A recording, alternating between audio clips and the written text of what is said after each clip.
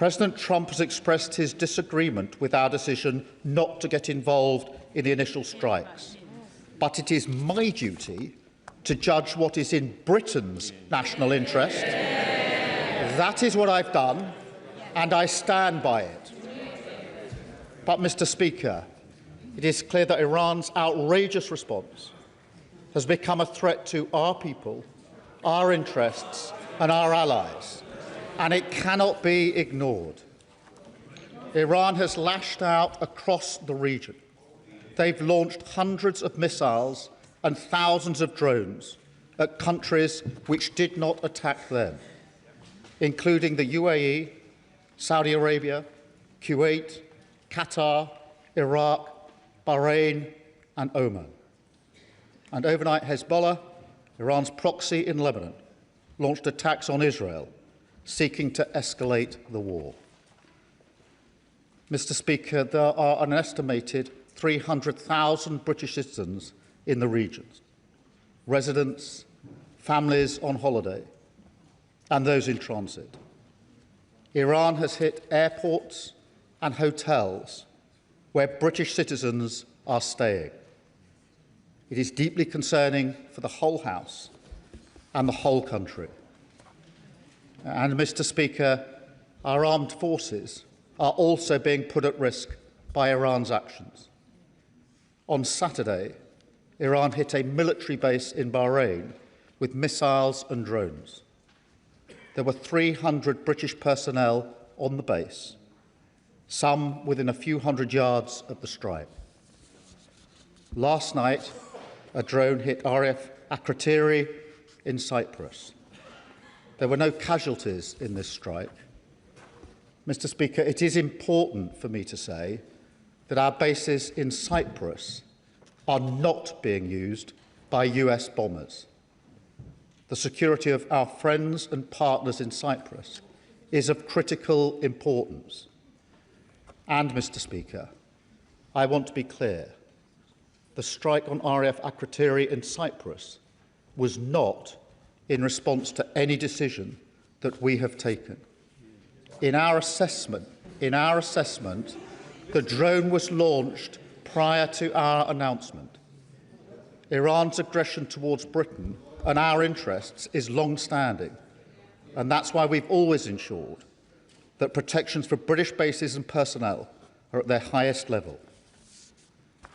Mr. Speaker, it is very clear that the death of the Supreme Leader will not stop Iran from launching these strikes. In fact, their approach is becoming even more reckless and more dangerous to civilians. They are working ruthlessly and deliberately through a plan to strike not only military targets, but also economic targets in the region, with no regard for civilian casualties. That is the situation we face today, and to which we must respond. Mr. Speaker, I've been speaking to our Gulf partners over the weekend. They're outraged by Iran's acts, particularly as they played no part in any strikes, and they've asked us to do more to defend them. Moreover, it is my duty, the highest duty of my office, to protect British lives. That is why we put British jets in the air, Typhoons and F-35s, as part of coordinated defensive operations, which have already successfully intercepted Iranian strikes, including, Mr. Speaker, taking out one drone that was heading towards a coalition base in Iraq, housing UK service personnel. I want to pay tribute to our brilliant servicemen and women, putting themselves in harm's way to keep others safe. And I know the whole House will join me in expressing our gratitude and our respect. But, Mr. Speaker, it is simply not possible to shoot down every Iranian missile and every drone after they've been launched. The only way to stop the threat is to destroy the missiles at source, in their storage depots or at the launchers. The US requested permission to use British bases for that specific and limited defensive purpose, because they have the capabilities to do so. Yesterday evening, we took the decision to accept that new request in order to prevent Iran firing missiles across the region, killing innocent civilians, putting British lives at risk, and hitting countries that have not been involved. To be clear, the use of British bases is limited to the agreed defensive purposes. We are not joining the US and Israeli offensive strikes. The basis for our decision is the collective self-defence of long-standing friends and allies and protecting British lives. It is in accordance with international law, and we've produced a summary of our legal advice, which clearly sets this out. We will keep the decision under review. Mr. Speaker, we are not joining the strikes, but we will continue our defensive actions in the region. France and Germany are also prepared to enable US action to destroy Iran's capability to fire missiles and drones from source. I've been in close contact with President Macron and Chancellor Merz in recent days, as well as President Trump and leaders across the region to that end. Mr. Speaker, be in no doubt, the regime in Iran is utterly abhorrent. In January, they murdered thousands of their own people, the full horror of which is still hidden from the world. For decades, they have sought to destabilise the region and export terror around the world. Their proxies in Yemen have targeted British ships in the Red Sea. They facilitated Russia's attacks in Ukraine. The regime's tentacles have even reached these shores, posing a direct threat to Iranian dissidents and to the Jewish community. Over the last year alone, Iran has backed more than 20 potentially lethal attacks on UK soil, each of which, Mr. Speaker, we have foiled. So it's clear the Iranian regime must never be allowed to get their hands on nuclear weapons. That remains the primary aim of the United Kingdom and our allies, including the US. And ultimately, this will have to be achieved at the negotiating table. Mr. Speaker, in this dangerous moment, our first thoughts are with our citizens in the region, friends, family members and constituents. I recognise the deep concern that the situation is causing for those involved and for communities across the country. We're asking all British citizens in the region to register their presence so we can provide the best possible support, and to monitor the Home Office travel advice, which is being regularly updated. Across much of the region, airspace remains closed, and local authorities are advising individuals to shelter in place. The situation on the ground may remain challenging for some time, so we're sending rapid deployment teams to the region to support our British nationals on the ground. And we're in close contact with the travel industry and governments in the region, including with our friends in the UAE, given the concentration of British nationals in that country. And we're looking at all options to support our people. We want to ensure that they can return home as swiftly and safely as possible. The FCDO phone lines are open to provide consular support, and ministers are available to meet MPs to discuss any individual cases. Mr. Speaker, we're also reaching out to communities across the United Kingdom, including Muslim and Jewish community organisations, and we're making sure that sites across the country, including places of worship, have appropriate protective security in place. Mr. Speaker, the situation in the region is developing rapidly, so we will continue to update the House in coming days. Mr. Speaker, I've spoken recently about the toll that global events are taking here at home. They come crashing into our lives with ever greater frequency, hitting our economy, driving up prices on the supermarket shelves or at the pump, dividing communities, bringing anxiety and fear.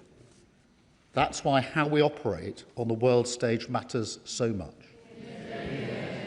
Mr. Speaker, we all remember the mistakes of Iraq, and we have learned those lessons. Any UK actions must always have a lawful basis and a viable, thought-through plan. I say again, we were not involved in the initial strikes on Iran, and we will not join offensive action now. But in the face of Iran's barrage of missiles and drones, we will protect our people in the region and support the collective self-defence of our allies, because that is our duty to the British people. It is the best way to eliminate the urgent threat, to prevent the situation spiralling further, and support a return to diplomacy. It is the best way to protect British interests and British lives. That is what this government is doing, and I commend this statement to the House. Leader of the Opposition, Kemi Bednall. Thank you, Mr. Speaker. And can I thank the Prime Minister for advance sight of his statement and for the security briefing I received earlier. This is a defining moment for the people of Iran, the wider Middle East and the world order. I know that hundreds of thousands of British people still in the region, many sheltering from drone attacks, are fearful about making it home. I agree with the Prime Minister that everyone in the region should follow FCDO advice and register their presence with the British Embassy. Can the Prime Minister confirm whether he is making contingency plans for a potential evacuation of UK citizens and what stage the operational planning is at? Let me also, Mr. Speaker, pay tribute to our brave service personnel stationed in British bases in the region. I know that this will be an anxious time for them and their families. They all have our support. Mr. Speaker, we stand in solidarity with our allies, including Bahrain, the UAE, Saudi Arabia, Kuwait, who, along with others, have been on the receiving end of unprovoked aggression. On Saturday, our allies, the United States and Israel, took targeted action against the Iranian regime, a regime which for decades has been brutally repressing its own citizens, whose leader had the blood of hundreds of thousands of Iranians on his hands and of countless others around the world killed by Iranian proxies. This regime is the world's foremost sponsor of international terrorism. It seeks to annihilate the world's only Jewish state. It has said so repeatedly, and we should take despots at their word. It is a regime whose apparatchiks chant death to Britain. It has attacked British nationals and conducted multiple plots on British soil, as the head of MI5 has warned. It is manufacturing drones en masse for Russia, drones which are raining down on innocent Ukrainians, and it continues to try to develop nuclear weapons in flagrant violation of international agreement, nuclear weapons which, if obtained, would be an existential threat for this country.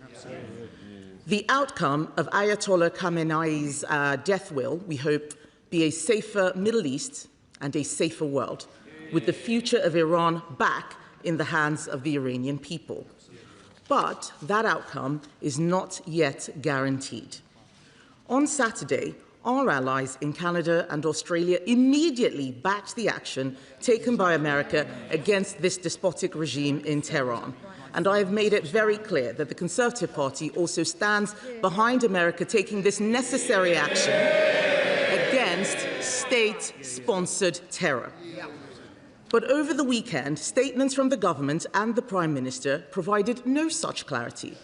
It was only last night that the Prime Minister finally told us that the government would allow our allies the use of our own air bases, despite it being obvious that UK interests were under imminent threat. It took Iranian missiles hitting allies in the Gulf before he finally made a decision. And even after that, the Foreign Secretary said this morning that the government has put limits on the actions of our allies operating from our bases.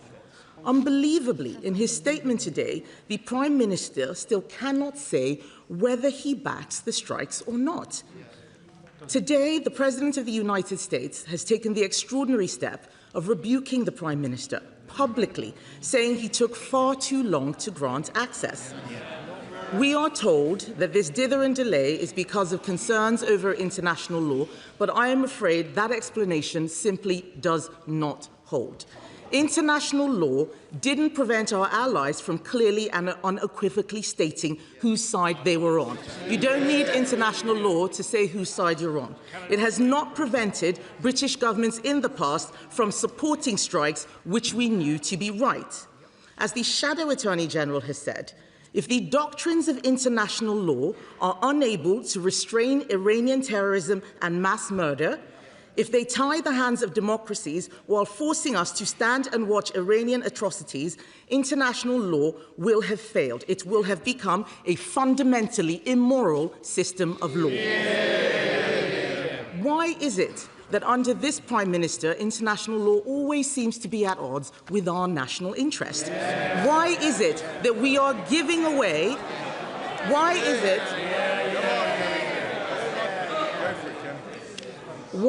it that we are giving away the Chagos Islands and paying £35 billion for the privilege, rather than standing up for our national interest and protecting the crucial military base, which even now our allies are using?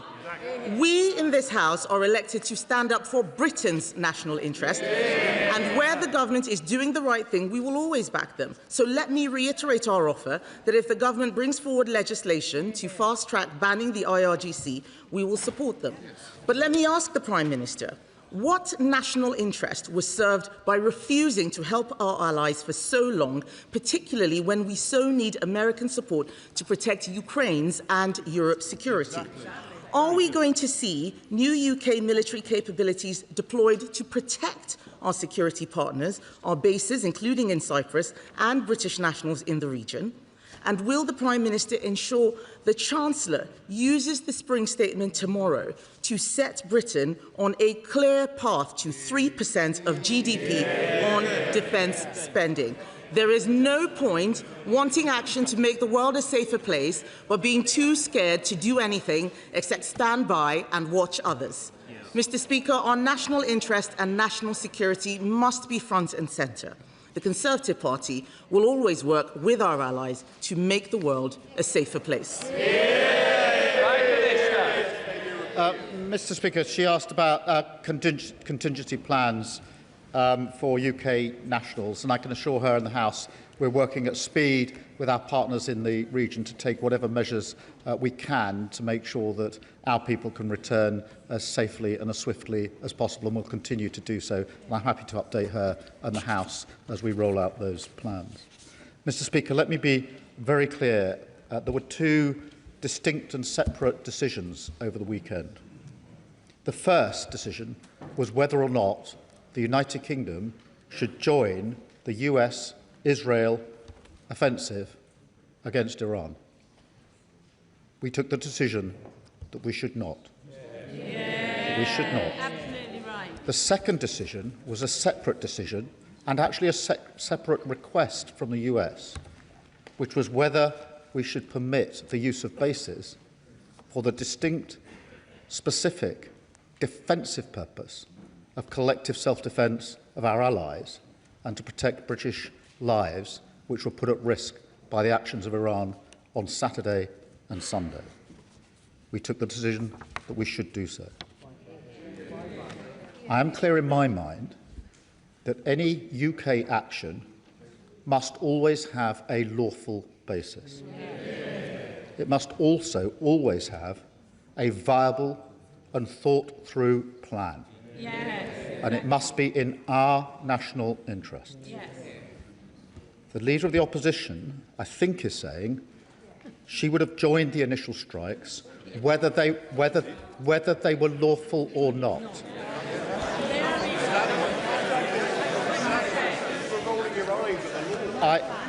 I noticed she didn't say, the Shadow Attorney General said they would have been lawful, just that the law should be changed. Yes. And I think she said they would have joined the initial strikes without regard to whether they had a plan. she was very critical of us not joining sooner. Therefore, it's impossible to have that position without arguing that we should and we could have joined. I fundamentally disagree. Mr. Speaker, I will tell the House why. Where our military personnel take action, putting their lives at risk, it is our duty, my duty, to ensure they have a lawful basis. On Saturday, we deployed UK pilots into the sky in the region, and they've been working there ever since. They deserve to know that their actions are lawful and there is a viable, thought-through plan. And I will not countenance committing our military personnel to action which doesn't have a lawful basis. That is not a fair thing to do to our serving personnel. And no UK Prime Minister has ever committed our personnel to action unless it's got a proper lawful basis. In the Select Committee, Dame Emily Thornbury. Thank you very much, Mr. Speaker. Although the attack on Iran by the US and Israel was ill-advised, ill-judged and illegal, it is absolutely no excuse for the Iranians to recklessly bombard its Gulf neighbours. I'd like to ask the Prime Minister, is he in a position to give us more details on what we're doing with our Ukrainian friends to support the collective self-defence of Arab nations against the Iranian Shahid drones that are causing so much damage in Ukraine and now in the Gulf? Can I thank her for that question, because it is an important question. Ukraine, sadly, has more expertise than anyone in dealing with drones, and that's why we're putting their expertise and our expertise together and using it to help our allies in the region as they struggle with drones as we speak. Sir Ed David, Leader of the Liberal Democrats. Thank you, Mr. Speaker. And can I thank the Prime Minister for advance sight of his statement for my security briefing. Once again, President Trump has launched a unilateral and unlawful act. Ayatollah Khamenei was a brutal dictator and a monstrous war criminal. He supported Hamas and their October the 7th atrocities, and he massacred thousands of his own people for daring to protest against decades of repression. I shed no tears for him. But instead I think of all the innocent Iranian civilians who have lost their lives. I think of the US service personnel killed in action, our allies and partners in the region who are being outrageously targeted by Iran, and our British bases which have already faced attack. They did not choose this war. Donald Trump did, and he will bear responsibility for it. We have seen before what happens when an American president launches an illegal war with no idea how or when it is going to end, and we fear for what comes next. So in discussions with the White House, has the Prime Minister demanded to find out what Trump's plan is for what comes next? Does the Prime Minister understand that when he fails to stand up to Trump, especially when he breaks international law, it makes our country less safe? And how will the Prime Minister be sure that defensive operations from UK bases will not become offensive? And in rightly protecting our allies in the region, can we be assured by the Prime Minister that he won't follow Trump's lead down a slippery slope into a protracted conflict? And finally, Mr. Speaker, we rightly expect our brave armed forces to protect British citizens around the world in crises like this. But that includes tax exiles like Isabel Oakeshott and washed-up old footballers who mock ordinary people who stay in the UK and pay our taxes here. So as we protect them, does the Prime Minister agree it is only right for tax exiles to start paying taxes to fund our armed forces just like the rest of us do? Well, can I thank you for his question and agree that the response of Iran has been outrageous, particularly hitting countries which played no part in the strikes on them. We have had extensive discussions with the United States at all levels, including the military-to-military level, continually over the course of the weekend. We deliberately took the decision not to join the offensive strikes that were carried out by the US and Israel, we did take the decision to take defensive action, firstly ourselves on Saturday with putting pilots in the sky, and secondly by allowing the bases to be used for purely defensive reasons. And we clearly set out the legal basis upon which we took the second of those decisions. And in relation to the limits, they are limited to defence, and that is the base upon which we've agreed the basing. And in relation to his last point, I want to be clear that it is my duty, our duty, to protect all UK nationals in the region, and we will endeavour to do everything we can in order to do so. Chair of the Defence Select Committee, Tammanji Singh Desai. Thank you very much, Mr. Speaker. The Iranian regime, including its late leader Ayatollah Ali Khamenei, are of course no friends of our country, but I thank the Prime Minister for clarifying that the UK had no involvement in the Israeli and US strikes on Iran. And indeed, my heartfelt condolences to all those who have sadly lost loved ones in the region thus far. And I'm extremely concerned about the safety of the millions of people in the region, including the thousands of Brits who are living there and currently stranded there. So can the Prime Minister please confirm what steps are being taken to ensure their safety, especially from the one-way attack drones? What steps are being taken to help evacuate those Brits who are stranded and want to come back to the UK? And what steps are being taken with our allies to help de-escalate the situation? In relation to the protection of our citizens, obviously we're still operating and we will continue operating defensively in the air in the region, taking out the missiles and the drones and the strikes, and we have permitted the US basing specifically for the purpose of taking out Iran's ability to launch the strikes in the first place, and the US has the capability to do that in particular. On the question of our citizens and their desire, understandably, to return home as swiftly and safely as possible, we're doing all that we can, working very closely with our partners in the region, and I would ask all those in the region to register their presence so we can give them the best advice as quickly as possible as to how we can keep them safe and bring them home as quickly as possible. Father of the House, Sir Edward Lee.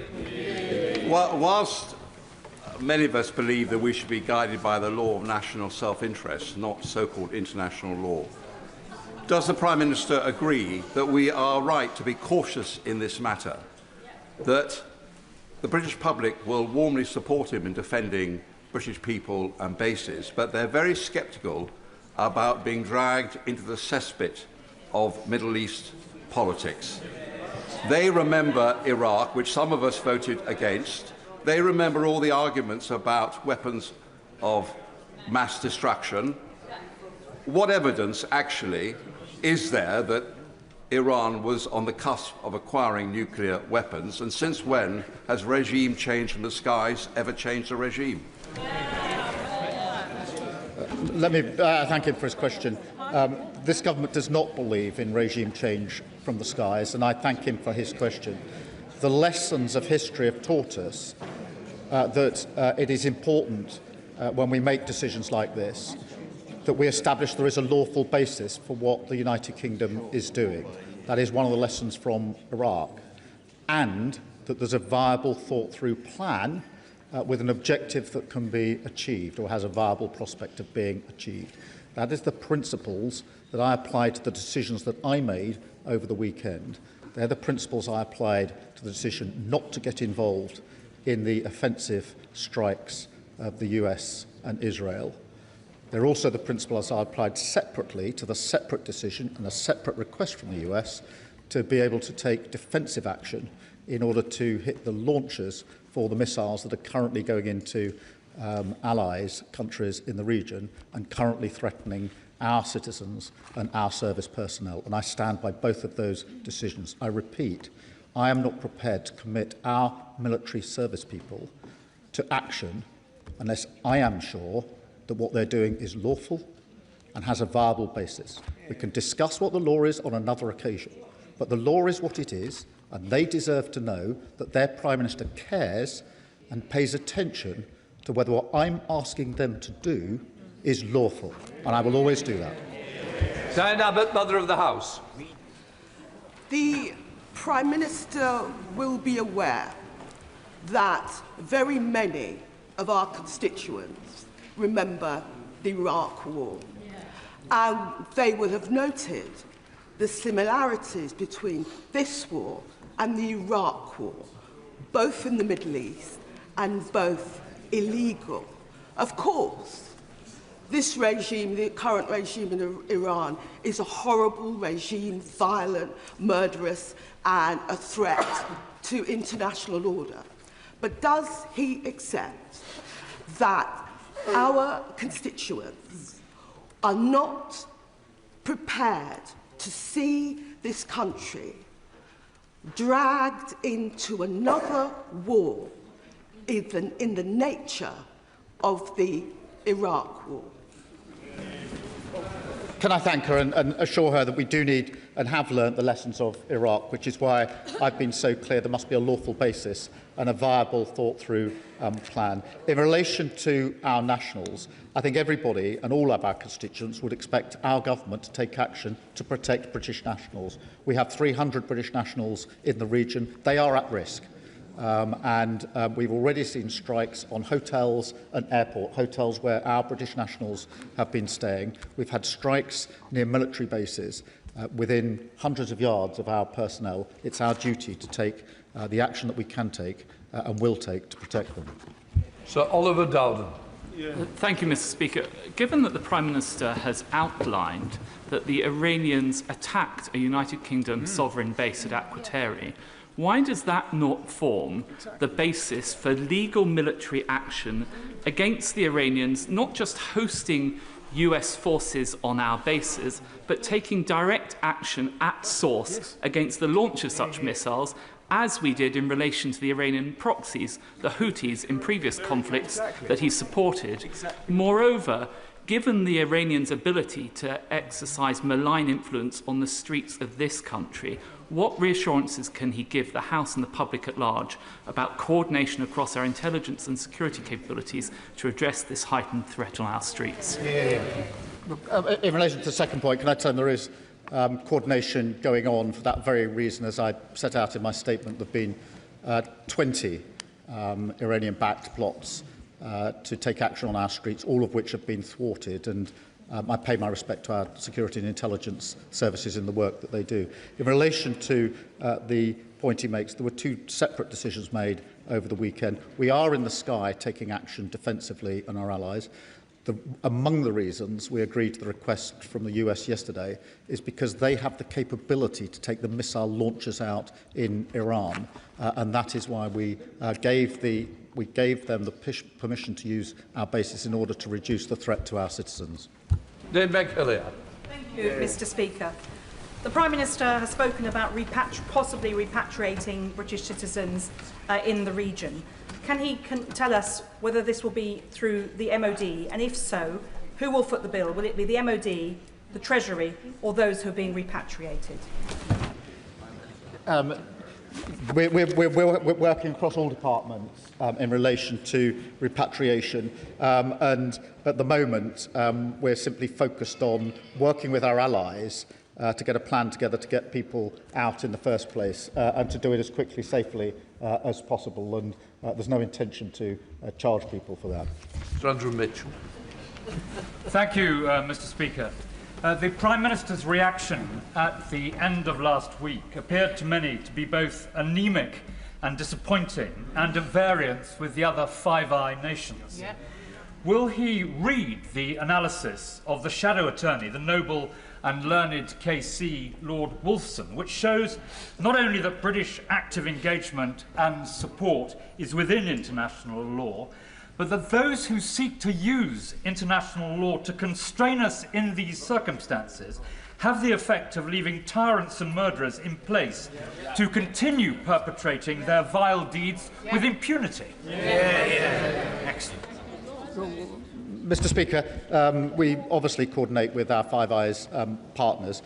We were dealing with a specific request to take action and that was important that we applied the principles that actually have been applied by successive governments, which is to ask the question and get legal advice on the question, is there a lawful basis for what is proposed, and does it have a viable, thought-through plan? It's not a legal question, it's about exposing our military personnel to action that risks their lives, making sure that it is lawful before we ask them to do that. I think that is the duty of the Prime Ministers, and previous Prime Ministers have taken exactly the same approach. I will, of course, read the Shadow Attorney's advice, but I'm very clear in the advice that I received, and I will not commit our military personnel to unlawful action. That is not what they would expect and deserve.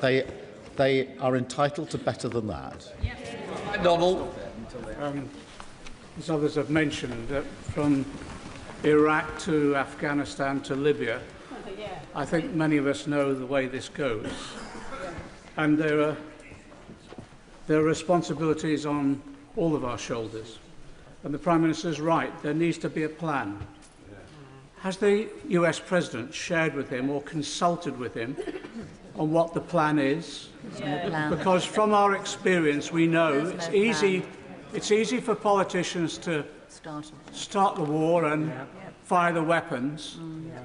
It's when the shooting ends, the nightmare begins. Yes, exactly. That's why we need clarity of our role as a country, an independent country, not necessarily swayed even by Donald Trump.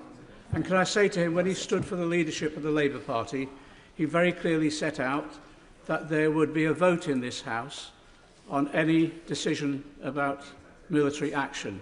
Can I ask him to assure us, so that we don't drift into this war as we have in the past, that there will be a vote in this House?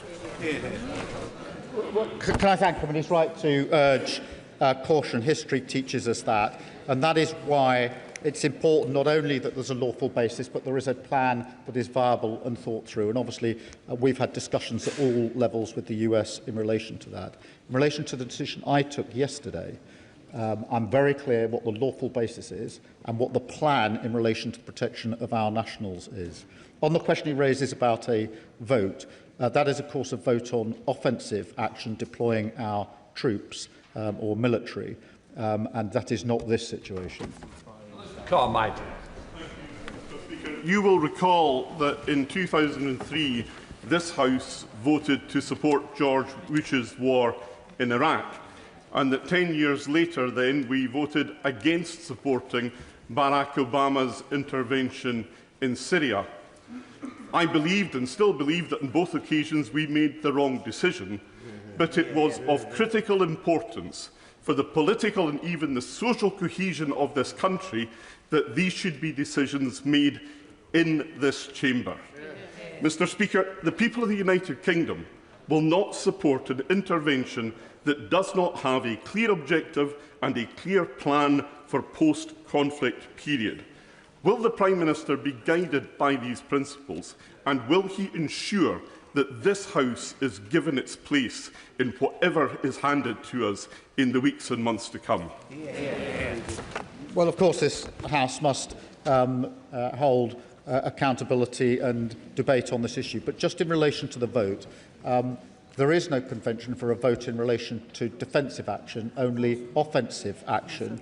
And nor could there be, realistically. Defensive action has to be taken at very swift notice. On Saturday morning, I had to take the decision to deploy our pilots to the sky in order to defend our UK nationals. There is no way we could have waited for a debate or vote in the House. Equally, last night I had to take a decision about the deployment and use of bases, and to do that when it was important to do it as a matter of some urgency. But I agree with him, there must be a full debate in the House, but actually the vote in the House is in relation to deployment of military personnel for offensive action, and that is something I have advocated. Abdusam Mohammed. Mr. Speaker, I have constituents and family in the region, all terrified about what may come next. The world is infinitely a more dangerous place today than it was last week. Trump and Netanyahu chose to throw away diplomacy and launch a direct attack on Iran, an attack which, as the Prime Minister has said, can never be justified under international law. Equally, Iran's indiscriminate attacks on airports and hotels across the Gulf are also flagrant violations of sovereignty and clear breaches of international law. Does the Prime Minister recognise that this regime change attempt, like so many others before it, will only result in years of instability and conflict in the region? And what assurances can the Prime Minister give that the UK's involvement will remain in defence and will not turn into full-scale military involvement as we saw in Iraq and Afghanistan and Libya? Can I thank her for her question and be absolutely clear about the basis upon which the request was acceded to yesterday? It was the collective self-defence of our allies and the protection of British nationals. That remains the case. If it changes, I'll of course make a different decision and inform the House, and therefore she can rest assured that that's the basis of the action that we've taken and will remain the basis of the action that we've taken. Sir Jeremy Hunt. Thank you, Mr. Speaker. British influence in the Middle East is directly linked to the strength of our military and our willingness to use it. When he took office, the Prime Minister rightly increased defence spending, but that sum is now widely thought to be too little and taking too long. So will he unlock the argument between the Treasury and the Ministry of Defence so that this House can always have confidence that we will maintain a military formidable enough to defend our borders, our interests and our values? Yes, we're working at speed on that, and it's an important point, and it's important that we do so. I would remind the party opposite that they hollowed out our armed forces. It was this government that increased defence spending in the course of this Parliament. Rogan. Thank you, Mr. Speaker. Over the weekend, I passed through Dubai Airport, and along with thousands of other people and many of my own constituents, as it turns out, boarded a flight home. Shortly after leaving, we heard the news that this attack had happened. And my immediate thoughts went to the people that were still in the airport, that were then grounded and stuck there, not knowing where to turn or what was going to happen. Now, rather than the blatant aggression and angry sneers that we're seeing from some of the opposition, would the Prime Minister agree that what we need in this situation is calmness and a clear and strategic plan? That is what our constituents want. Can I thank, and I'm sure that's what our constituents do want.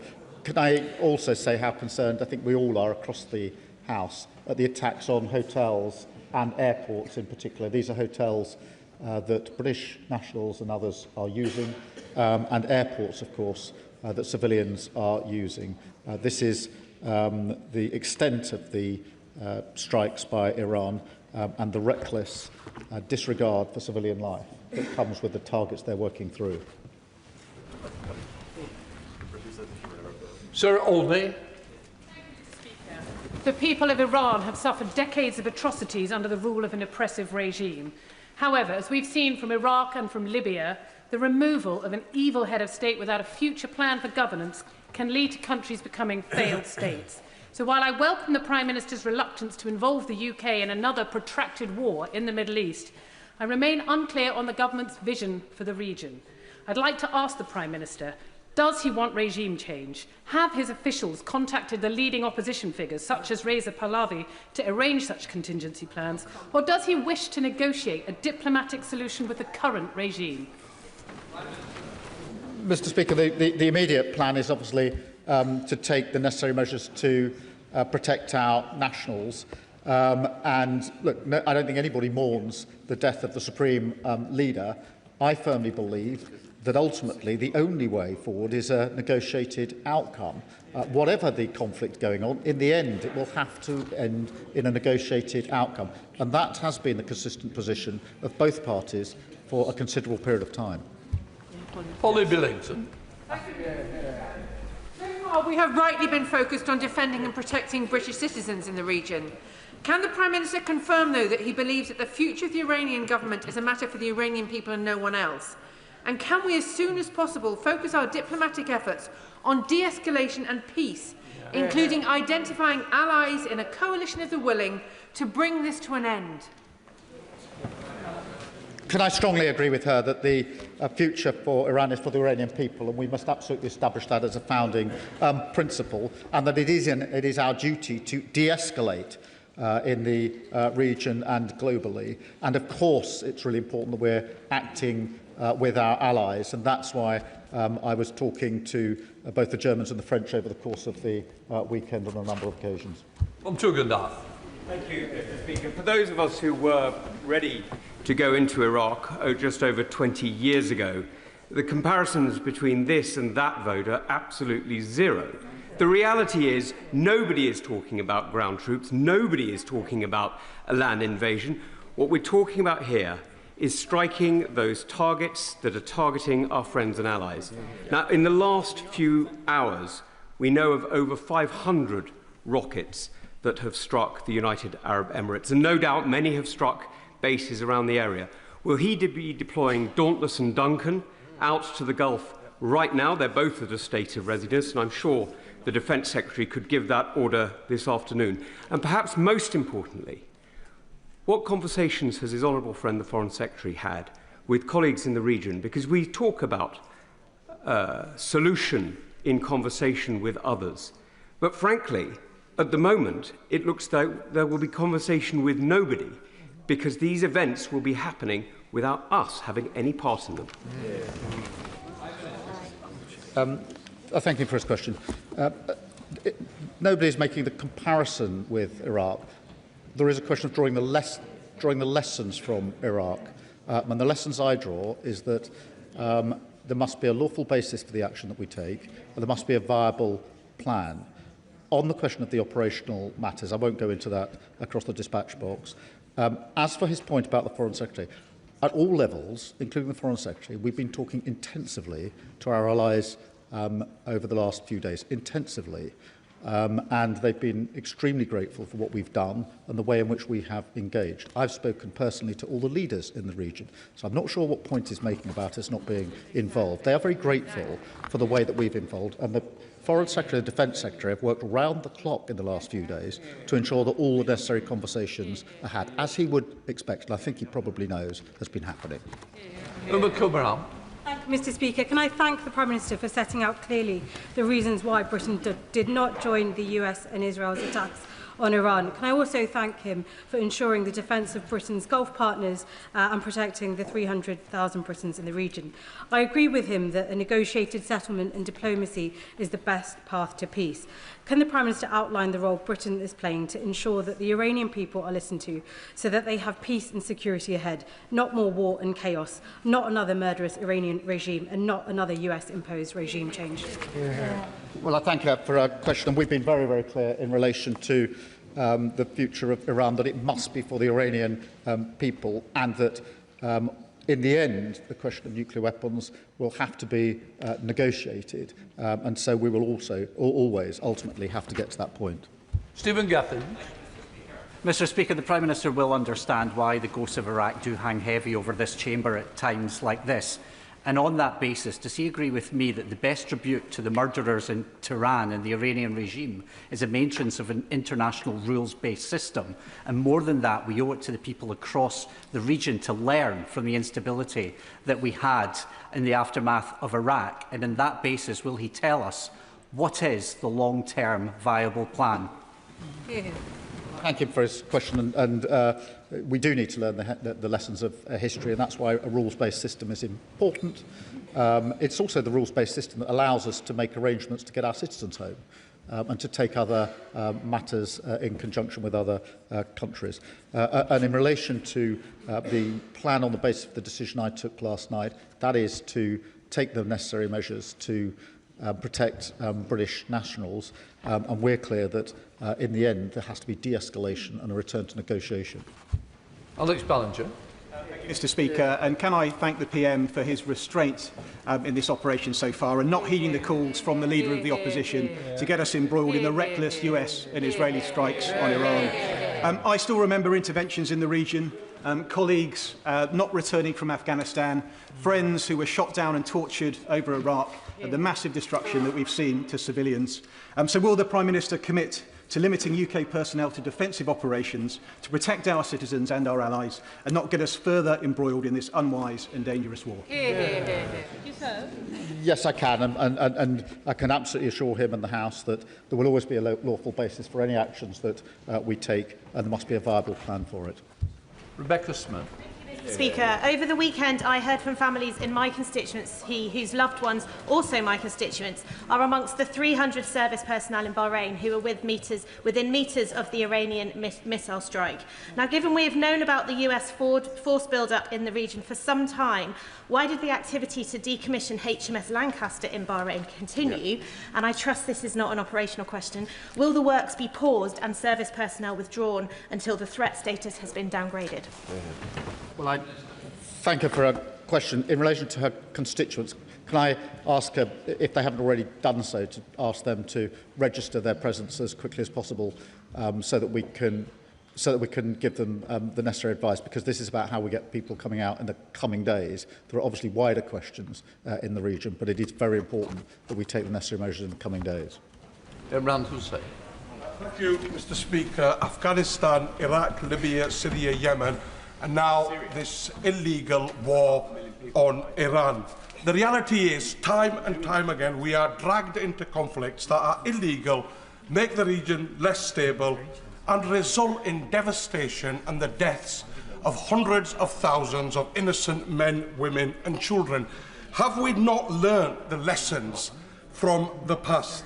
So will the Prime Minister make it clear from that dispatch box, firstly, Britain is not Trump's poodle, and never again will we be a launchpad for illegal and endless wars that have no plan and no end, and will he make it clear that any final decision will be made by this House? Can I thank him for his question and give him and the House my assurance that I will always act in the British national interest. That's the basis of the two decisions I took this weekend. Harding. Mr. Speaker, will the Prime Minister confirm the exact limits of defensive operations and guarantee that these limits won't change? And will the UK withdraw consent to use our base if there are proof that they are being used to carry out offensive missions by the US? The basis is collective lawful defence in relation to our allies. The purpose is to take out the ability of Iran to carry out the strikes that are currently being carried out across the region and threatening British nationals, and the actions from our bases will of course be monitored, as she would expect. Thank you, Mr. Speaker. Firstly, can I associate myself with the comments of the Prime Minister in giving thanks to our brave armed forces who are serving right now? I have constituents in South Derbyshire, and I'm sure we all do across the country, who look at their TV screens and at their social media and see some world leaders who appear reckless, both internationally and domestically, overseeing what looks like state-sponsored murder of people in their own country. So can I thank him for his cool head in this engagement, and can I please implore him to continue exactly as he is, taking all the evidence into account and making decisions that are within the law and putting the interests of our British citizens, both in the countries that are under attack and in the region and at home, at first and foremost. Can I thank her for her question? I've set out the principles on which I've taken the decisions that I've taken this weekend. We keep uppermost in our mind the protection of our citizens and nationals who are in the region. There's 300,000 of them. They are at risk, and it's very important that we do everything we can to keep them safe and secure. Richard Tice. Thank you, Mr. Speaker. The truth is, this dreadful Iranian regime has been a permanent threat to British interests, British citizens, both domestically and abroad, attacking us, they're spreading their extremist ideology. And surely the Prime Minister understands that actually the United States and Israel has done the West a huge, huge favour in degrading the military capability of this terrible regime. And does he not understand that after 10 years of negotiation that have failed, actually the West was left with no alternative? And does he understand also that actually, in refusing to support the US, he has humiliated us on the international stage? Can I agree with him that the regime is abhorrent for all the reasons that I've already set out? But I think he's saying that because of that, it is perfectly right for a British Prime Minister to deploy and take action which would not be lawful. I simply and fundamentally disagree. I think it's a very important principle when we're talking about our personnel that we ensure that what we're asking them to do, and they're being asked to put their lives at risk, that we ensure that it is lawful. I believe in that fundamentally. I'm surprised if he doesn't. Member Chorlong. In his statement, the Prime Minister mentioned the drone attack on RAF Akrotiri and the UK's support for the security of friends and partners in Cyprus. Can he tell us how the UK is coordinating efforts with the Cyprus government to ensure the safety of the whole island, including the bases? Can I assure him I spoke to the President of Cyprus yesterday, and I'm hoping to speak to him again later today. Can I repeat what I said earlier, because it's important for reasons that he and the House will understand. The bases in Cyprus are not being used and not going to be used by the US. And it's very important. Why not? Because they're not suitable. But it's very important that that is made clear, because the President and I have been discussing that, as he will understand. John Whittingdale. Thank you, Mr. Speaker. On Saturday, Prime Minister Carney said, "Canada supports the United States acting to prevent Iran from obtaining a nuclear weapon and to prevent its regime from threatening international peace and security." Why was our Prime Minister not able to make the same statement? Was Prime Minister Carney wrong? Look, I'm not trying to pick divisions between our allies on this. I was presented with a different scenario, which is whether we should accede to two requests in relation to action to be taken. That is different, and that requires careful consideration of both the lawful basis and the viable plan. That is the basis on which I took the two decisions that fell to me. Different decisions fall to other Prime Ministers. Tony Vaughan. Mr. Speaker, I thank the Prime Minister for his careful response to this issue and his ongoing commitment to the international rule of law. My constituents' parents, Lindsay and Craig Foreman, are currently serving an appalling and unjustified 10-year sentence of imprisonment in Evin Prison in Tehran. Other governments have given detailed instructions to their nationals as to what to do if Evin's prison gates were to open and order breaks down. So first of all, will the Prime Minister confirm that a plan covering that situation will be communicated to them to ensure their safety? And secondly, has the government impressed upon the US and Israel the importance of not targeting Evin Prison as Israel did last year, given that the lives of 2 British citizens are at stake? Well, can I thank him for raising this case and assure him that we have been and will continue to take all necessary action to safeguard their interests in relation to this case. Dr. Ross Savin. Thank you, Mr. Speaker. RAF Fairford is in my constituency of the South Cotswolds. The government has now authorised the US Air Force to use RAF Fairford for defensive operations. Residents have been contacting me today, understandably concerned for their safety, especially given the recent events at RAF Akrotiri.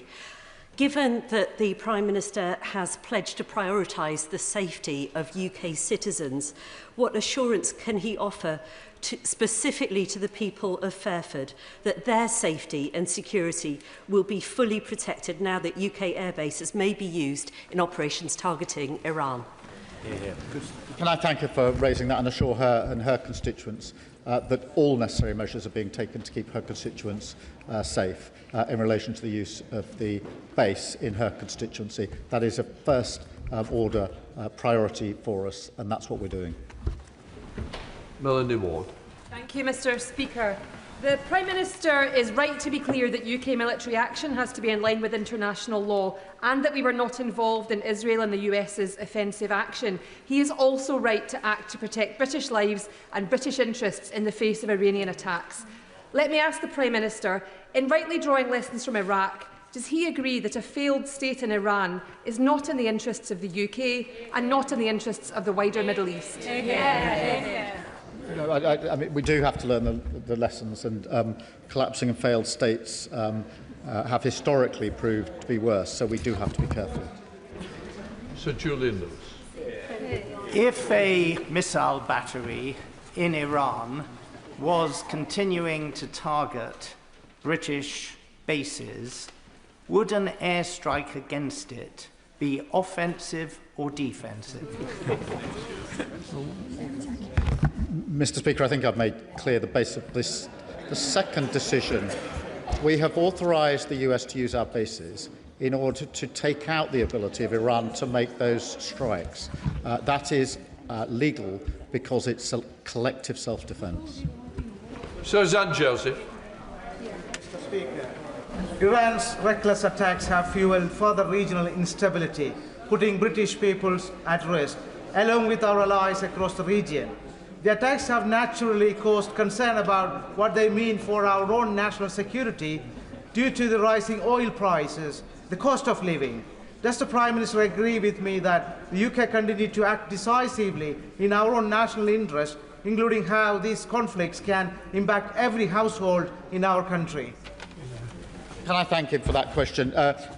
We're very concerned about the wider impact, and that's why it's important that we continue to argue for de-escalation and a return ultimately to negotiation. Dr. Elijah. Thank you, Mr. Speaker. My party and I stand with all the brave Iranians who condemn the vile regime in Iran.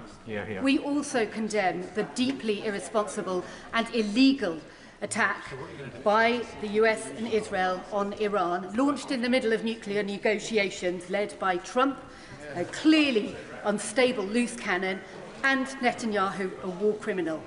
The UK must stand unequivocally against this reckless action.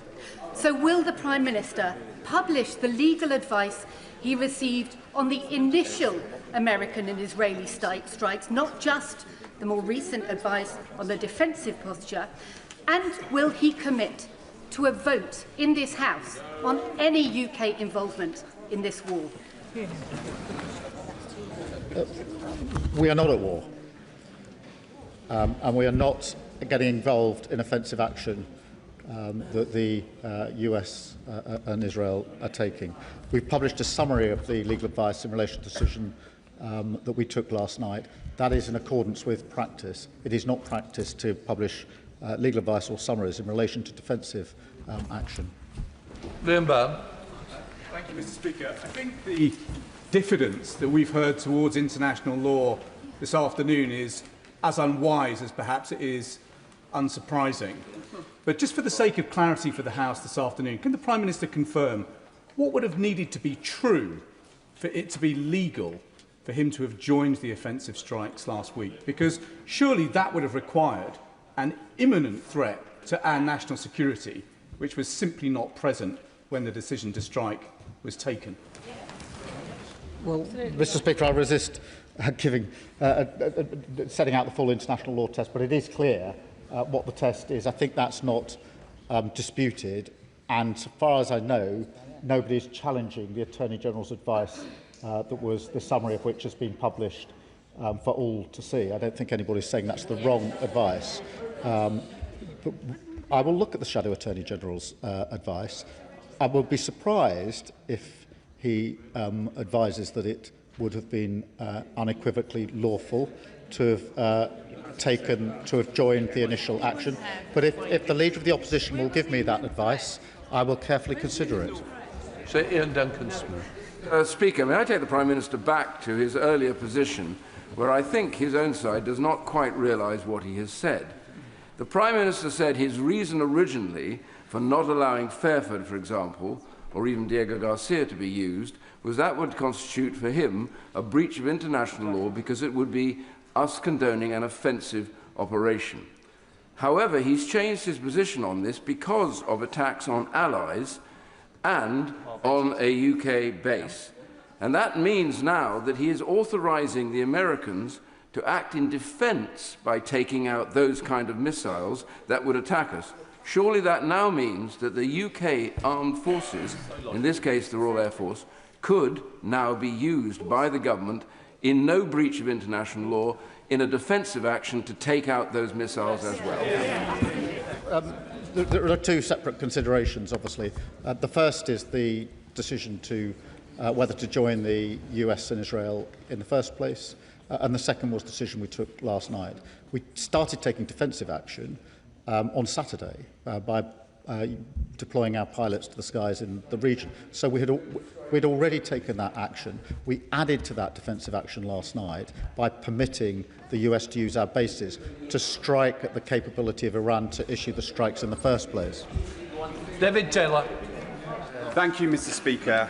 It has been heartening to see the scenes of jubilation from Iranians, from Syrians, and from British Iranians in this country at the death of the evil Ayatollah. They hope it will enable them ultimately to finally gain their freedom from this horrific regime.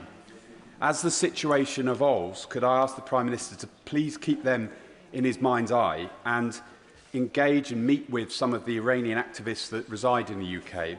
And in addition, can I ask that if it does look as if the regime is going to fall, officials can think about the ways in which we can support the Iranian people to rebuild their institutions, their infrastructure, provide aid, just as we are currently doing in Syria. Can I thank him? We must be absolutely clear that the future of Iran is for the Iranian people who've been brutally repressed for a very, very long time, including the terrible actions that were taken in January of this year. Richard Ford. Mr. Speaker, in his statement, the Prime Minister explained his disagreement with the US President about UK participation in the initial strikes, and I commend that decision. When the UK refused to participate in US interventions in Vietnam and Grenada, Harold Wilson and Margaret Thatcher kept their disagreements private, but that's difficult to do with Trump. But crucially, over Vietnam and Grenada, the UK stayed out. Can the Prime Minister assure the House that in the case of Iran, the UK isn't going to get dragged into this war on the basis of collective self-defence in support of allies in the Gulf? Well, I hope I've set out my position clearly and the reasons behind my decision. That is the basis upon which we made the decision last night. We'll keep it under review, and if it changes, I'll come back to the House. Yasmin Qureshi. Thank you, Mr. Speaker. We've heard this language before. Military intervention dressed up as necessity or out of humanitarian concern. Libya, Iraq, and the list goes on. All of those led to devastating consequences of people who lived there, hundreds and thousands dead, infrastructures destroyed, countries and regions destabilized, and a creation of a refugee crisis. And I hope that all of those who are chomping for this war will welcome the extra refugees that will be coming onto our shores in light of these particular consequences. Article 51 of the UN does not allow for regime change. And I'm so grateful for our Prime Minister for not going and joining in this illegal war by US and Israel. So can I ask the Prime Minister please to continue with this direction so we don't get involved in another illegal war in the Middle East? I can assure her in the House I'll apply the same principles of whether there's a lawful basis and a viable case to the decisions that we take. Shirley Shelbrough. Thank you, Mr. Speaker. I'm sure I welcome the Prime Minister's comments about working with religious communities, trying to ensure safety. But I was appalled, but I'm afraid not shocked, I'm sure the Prime Minister was as well, to see once again the Deputy Leader of the Green Party at the weekend protesting in support of the Ayatollah. And I'm afraid that the Green Party has become a magnet for all of the people that he, quite rightly, kicked out of the Labour Party. And the hatred and the fear that runs through Leeds now, being whipped up at times by Councillor Mothin, is a disgrace. And West Yorkshire Police have begged Leeds City Council at times to have a named person to hire spaces which Leeds City Council run. And they wouldn't do that. And the reason the police wanted that because they can hold somebody responsibly. My Jewish community, Prime Minister, are terrified going into Leeds at the weekend. So may I ask the Prime Minister, will he ensure that he works closely with all policing authorities to ensure that my Jewish community and other communities can be safe?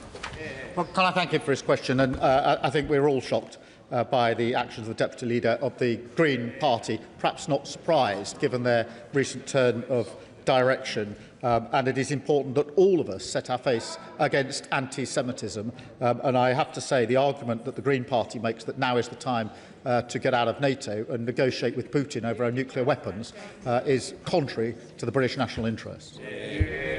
Chian Mora. Thank you, Madam Deputy Speaker. There are direct flights from Newcastle to Dubai and many Geordies in the region, including in the armed forces. So I want to thank the Prime Minister for the steps he is taking to support and protect them, and particularly to acting within international law. Iran is a murderous, despotic state which has frequently threatened and does threaten UK security. But the sight of bombs raining down across the Gulf will not make my constituents feel more secure, especially when the impact on democracy and human rights in the region, and indeed the Iranian regime itself, is, to put it mildly, unclear. So what steps is the Prime Minister taking to bring this conflict, to help bring this conflict to an end and restore some semblance of security in the region?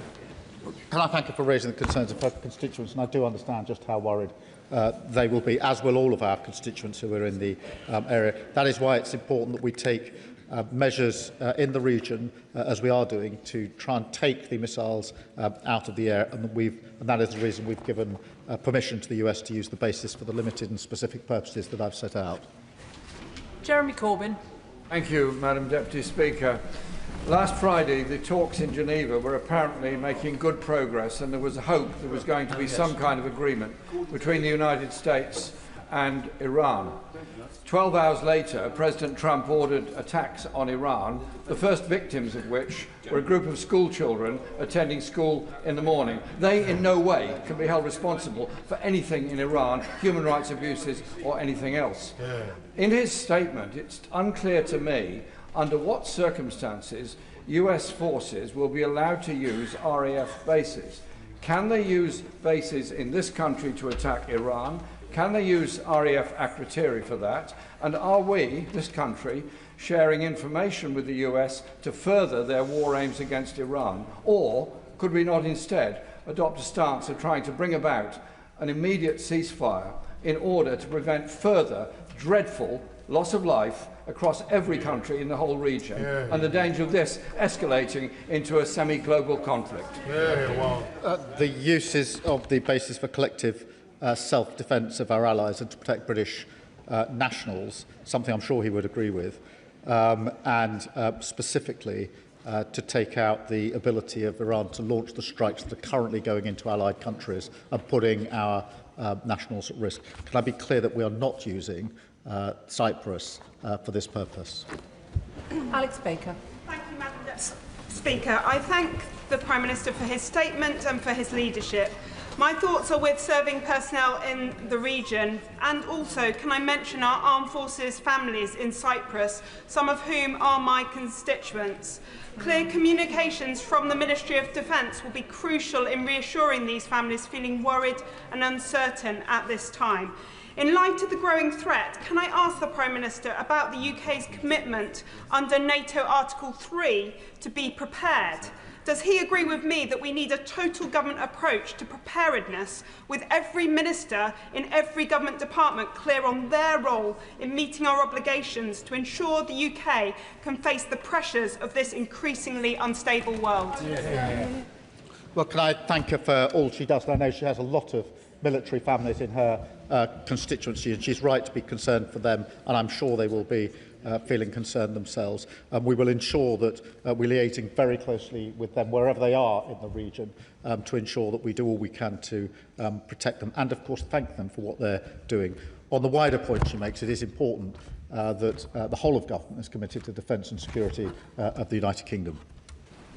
Dr. Andrew Murison. Deputy Speaker, the Prime Minister happily says that he has learnt the lessons of Iraq, a misadventure that his party is responsible for. Would he agree with me that the lesson of Iraq is you do not use lethal force unless there's good evidence that you should do so, and in particular that there is a threat to the interests of this country, which there was not? And would he compare and contrast that with the situation that applies to what has happened over the weekend, when our friends and allies took preemptive action against a feral state that had enriched uranium to 60%, that posed a clear and present danger to ourselves, our interests and our allies? Well, I thank him for his question, and it is important that we all learn the lessons of Iraq, and there needs to be a lawful basis for action if it's taken, and there needs to be a viable case. John Grady. Can I refer the House to the Register of Interests and the fact that I'm chair of the Qatar APPG? I thank the Prime Minister for his emphasis on compliance with the law.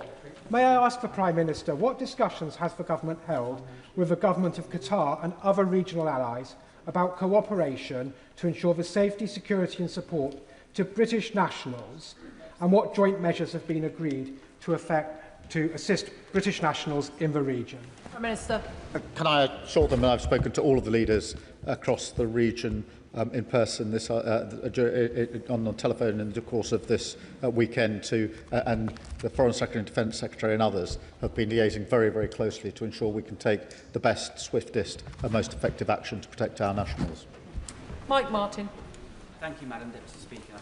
Clearly the Iranian regime is abhorrent and no one would mourn its passing, but as someone who fought in Afghanistan, I'd like to thank the Prime Minister for saying that we need a viable, thought-through plan. Clearly the US doesn't have this plan. President Trump over the weekend said that they were planning on handing Iran over to some people, but then they killed them by mistake. So one of my concerns is the 440 kilograms of 60% enriched uranium in Iran. If the regime is wiped out, the country falls into chaos. What is the plan for the uranium? Prime Minister. I thank him for his question, and he points out the reasons why I proceed on the basis there must be a lawful case for what is done and a viable plan. I think the immediate vision import for us is to ensure that we do what we can to protect our citizens and de-escalate the situation so that we can get to a negotiated outcome. Debbie Abrahams. Thank you, Madam Deputy Speaker, and I thank the Prime Minister for his statement and his reassurance as well about the principles for involving the United Kingdom in any military action. It is so important that we're clear that the rule of law on this side of the House must stand by, as well as having a viable plan. Has my right honourable friend been able to have any discussions with the Arab states and also Turkey in terms of how we might build that plan for de-escalation as quickly as possible? Prime Minister. Can I thank her for a question and assure her that we've been having discussions all weekend with counterparts in the region to that end, which is how do we rise to the challenge that is currently before us, what action can we take to protect our nationals and our allies across the region, and how do we de-escalate? Lincoln Job. Thank you, Madam Deputy Speaker. Can I thank the Prime Minister for his statement? And I agreed with parts of it. I agreed when he said that it's an abhorrent regime. I agreed when he said that British civilians, British service personnel and British sovereign bases have been attacked. And I also agreed with him when he said that you can't shoot all the drones out of the air, you have to attack them at source. But his statement very cleverly then implied two things. His statement implied that we didn't have, in international law, every justification for offensive action against Iran, and he also implied that only the Americans had the capability to do these offensive operations. So would he like to just very clearly, bearing in mind the world's listening, state very clearly that he understands that he would be justified on the basis that we've been attacked in launching offensive operations against our attackers, and secondly, that we have the capability to do so? Prime Minister. I clearly set out the two decisions that I made over the course of the weekend, including the decision on Saturday to start taking defensive action with our pilots in the region, and the decision last night to permit the US to use our bases in order to, for collective self-defence, in order to take out the ability of Iran to launch the strikes in the first place. Andrew Lewin. Thank you, Madam Deputy Speaker. Can I put on record my admiration for the skill and the bravery of our armed forces? We owe them a debt of gratitude now more than ever as they see action. The Prime Minister was absolutely right to say we must learn the lessons from Iraq and all the other conflicts where there has not been a viable end plan. Given that, can he reassure me that the decision to allow the United States to launch operations from our bases will be kept under constant review so that the UK's presence in this conflict remains a defensive one? Prime Minister. Can I give him that assurance? It will be kept under review, and I'll update the House accordingly. Afra Brandreth. Thank you, Madam Deputy Speaker. It's no surprise that drones have become a central element of Iran's response. The Shahed drones they deploy are relatively inexpensive, easy to mass produce and capable of causing significant damage. However, the interceptors we use to bring them down are substantially more expensive. Given the rate at which Iran is deploying these drones against UK assets and our partners, and the scale at which they can be manufactured, this cost imbalance is a growing concern. What steps is the Ministry of Defence taking to develop effective but more cost-efficient countermeasures to address these challenges? And will he now look again at bringing forward the timescale for increasing our defence spending? Prime Minister. She raises an important point, and obviously we're working at pace in order to deal with the drones, and also working with our Ukrainian colleagues who've been facing this for 4 years, and we've been working with them on that. And that's why we are working with them to protect or help to protect allies who are under attack in the region. Nadshaw.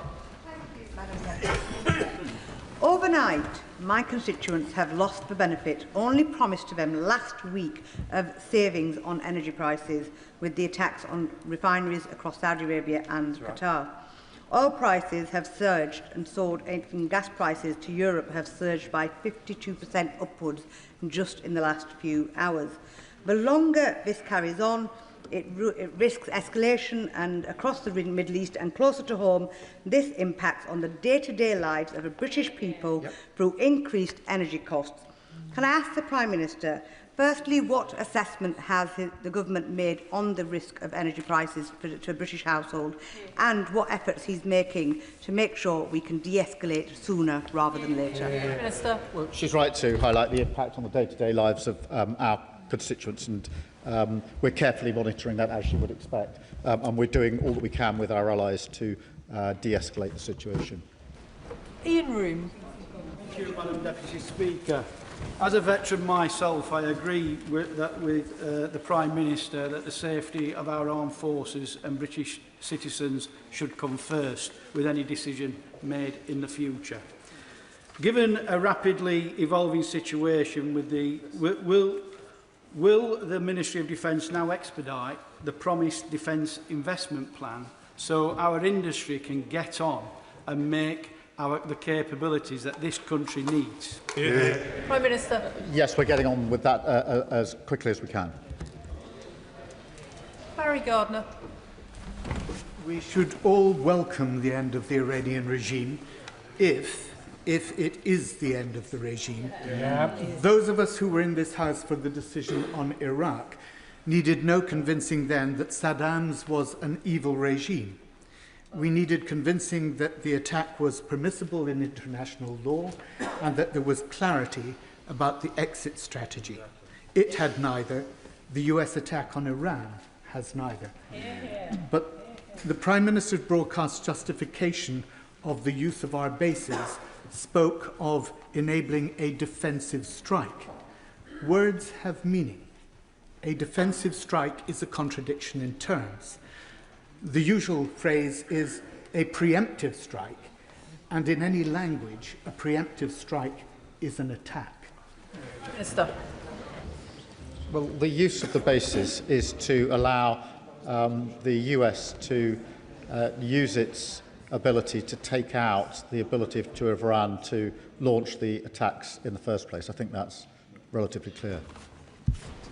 David Mundell. Thank you, Madam Deputy Speaker.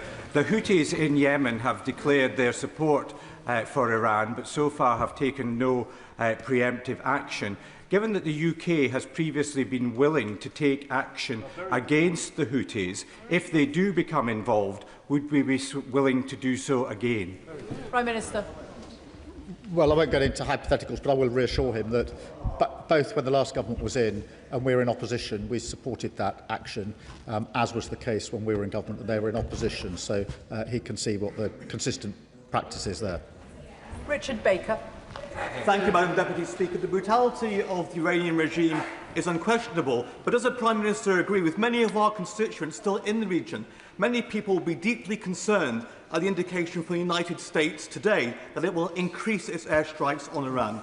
Can he assure us he will redouble his efforts to take forward the strategy he has rightly set out today of de-escalation and action which is in accordance with international law? Prime Minister. Well, can I acknowledge the concern of his constituents, as many of our constituents will be concerned. That is why it's our duty to take measures to protect them first and foremost and to de-escalate the situation. Andrew Rossendale. Thank you, Madam Deputy Speaker.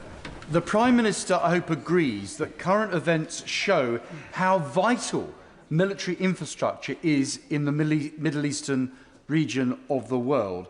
Yet, at the very moment when Diego Garcia is relied upon as a critical asset, the Prime Minister proposes to transfer sovereignty to Mauritius and lease the airbase back for our use. So, does he not realise what a catastrophic policy this is?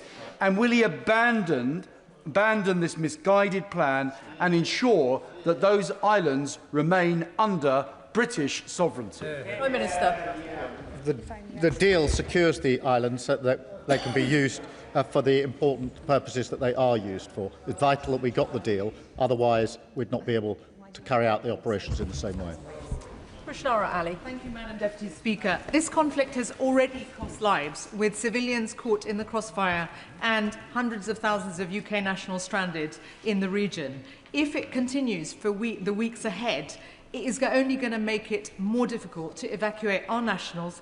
It will cause a humanitarian catastrophe and damage to the world economy. Can the Prime Minister say more about what he will do in the coming days to work with our EU allies and allies in the Middle East to try and bring an end to this conflict and return to diplomatic negotiations to secure peace and security and the protection of civilian lives? Prime Minister.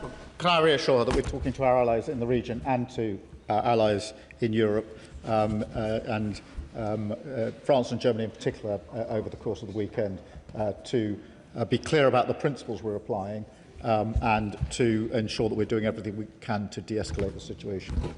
Jerome Mayhew. Seeking some clarity from the Prime Minister. Given his initial refusal of permission for the use of bases by the US, is it the view of His Majesty's government that the initial strikes by Israel and the United States were illegal? Prime Minister. Mr. Speaker, the question I was asked and I was answering was what would be the lawful basis for anything the United Kingdom would do. That is the question. That is the question I considered over the weekend, and that's what guided me in the two decisions I had to make about the United Kingdom. James Nation. Thank you, Madam Deputy Speaker. Prime Minister, I had 40 constituents with me this morning, and they were very concerned about the creation of a regional vacuum, specifically in places like Lebanon and Yemen. I wondered if the Prime Minister could confirm what steps the UK is taking to prepare targeted stabilisation and humanitarian efforts in countries that are most exposed should the Iranian regime change. Prime Minister. Well, I thank him for that, and it's very important that we take those measures in the countries that are most exposed, and we're talking to our allies about how we can do that. Tim Farron. Madam Deputy Speaker, I had the opportunity to visit the West Bank in Israel a couple of weeks ago, where these actions were being anticipated and largely with some dread. The great sense I got from talking to both groups of people was this sense of deep national trauma, and in no small part caused by the action of Iranian-backed terrorists. But what does the Prime Minister know about the ultimate intentions of either the Israeli or American governments here? What is their exit strategy? What are their objectives? There can be no probability of a regime change that comes from all this. So how does this make the lives of the Iranian people any better and the lives of the wider Middle East any more secure?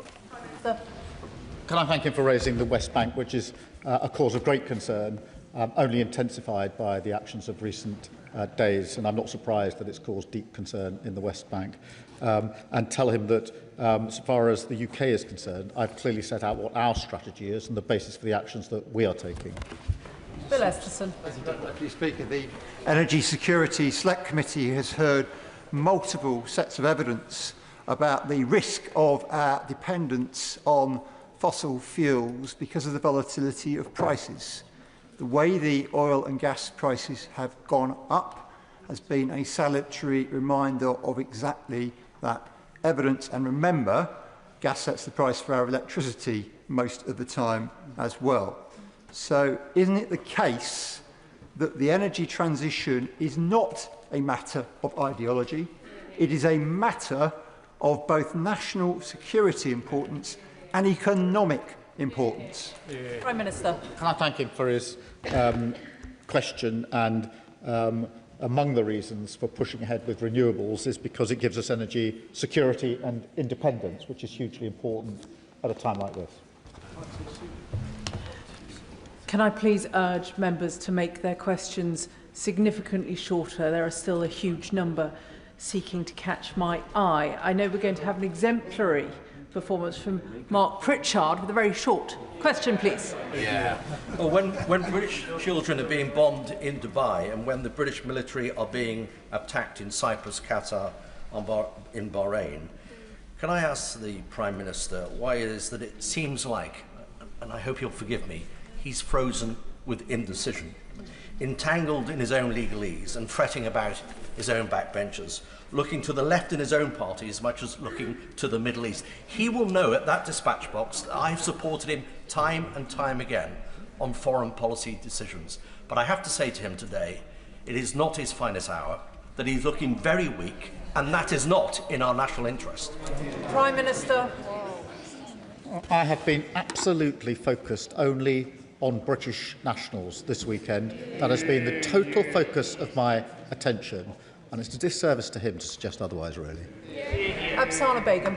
Madam Deputy Speaker, a constituent who fled Iran fought through tears as she told me how she worked. She wanted an end to the regime in Iran that had targeted her and her loved ones, and also said that she wanted absolutely no illegal military intervention from external forces. Does the Prime Minister understand that by enabling the use of military bases in the government's allies, in this case the US and Israel's illegal actions, that it is dragging our country into a wider conflict of which it does not have the power over the outcome, and that risks making all of us more, not less, safe? Prime Minister.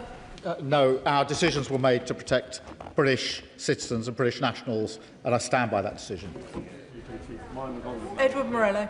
Madam Deputy Speaker, the Iranian regime is a murderous regime. It is an exporter of terrorism. It is a threat to regional and national security.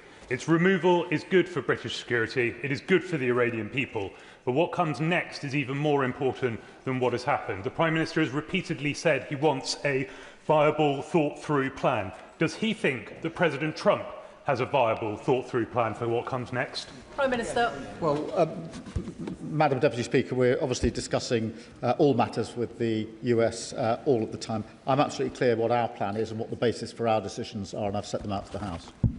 Luke Meyer. Thank you, Madam Deputy Speaker. Our primary duty at this time must be the safety of British nationals in the region. People like my constituents, the Foreman family, who are currently trapped abroad and not knowing when they will be able to come home. Their father's medication is running out today, and they have no idea whether they will be able to obtain those drugs. So what assurance will the Prime Minister provide that consular support will be put in for families like my constituents to make sure they can get the medication that they need and ideally come home as soon as possible?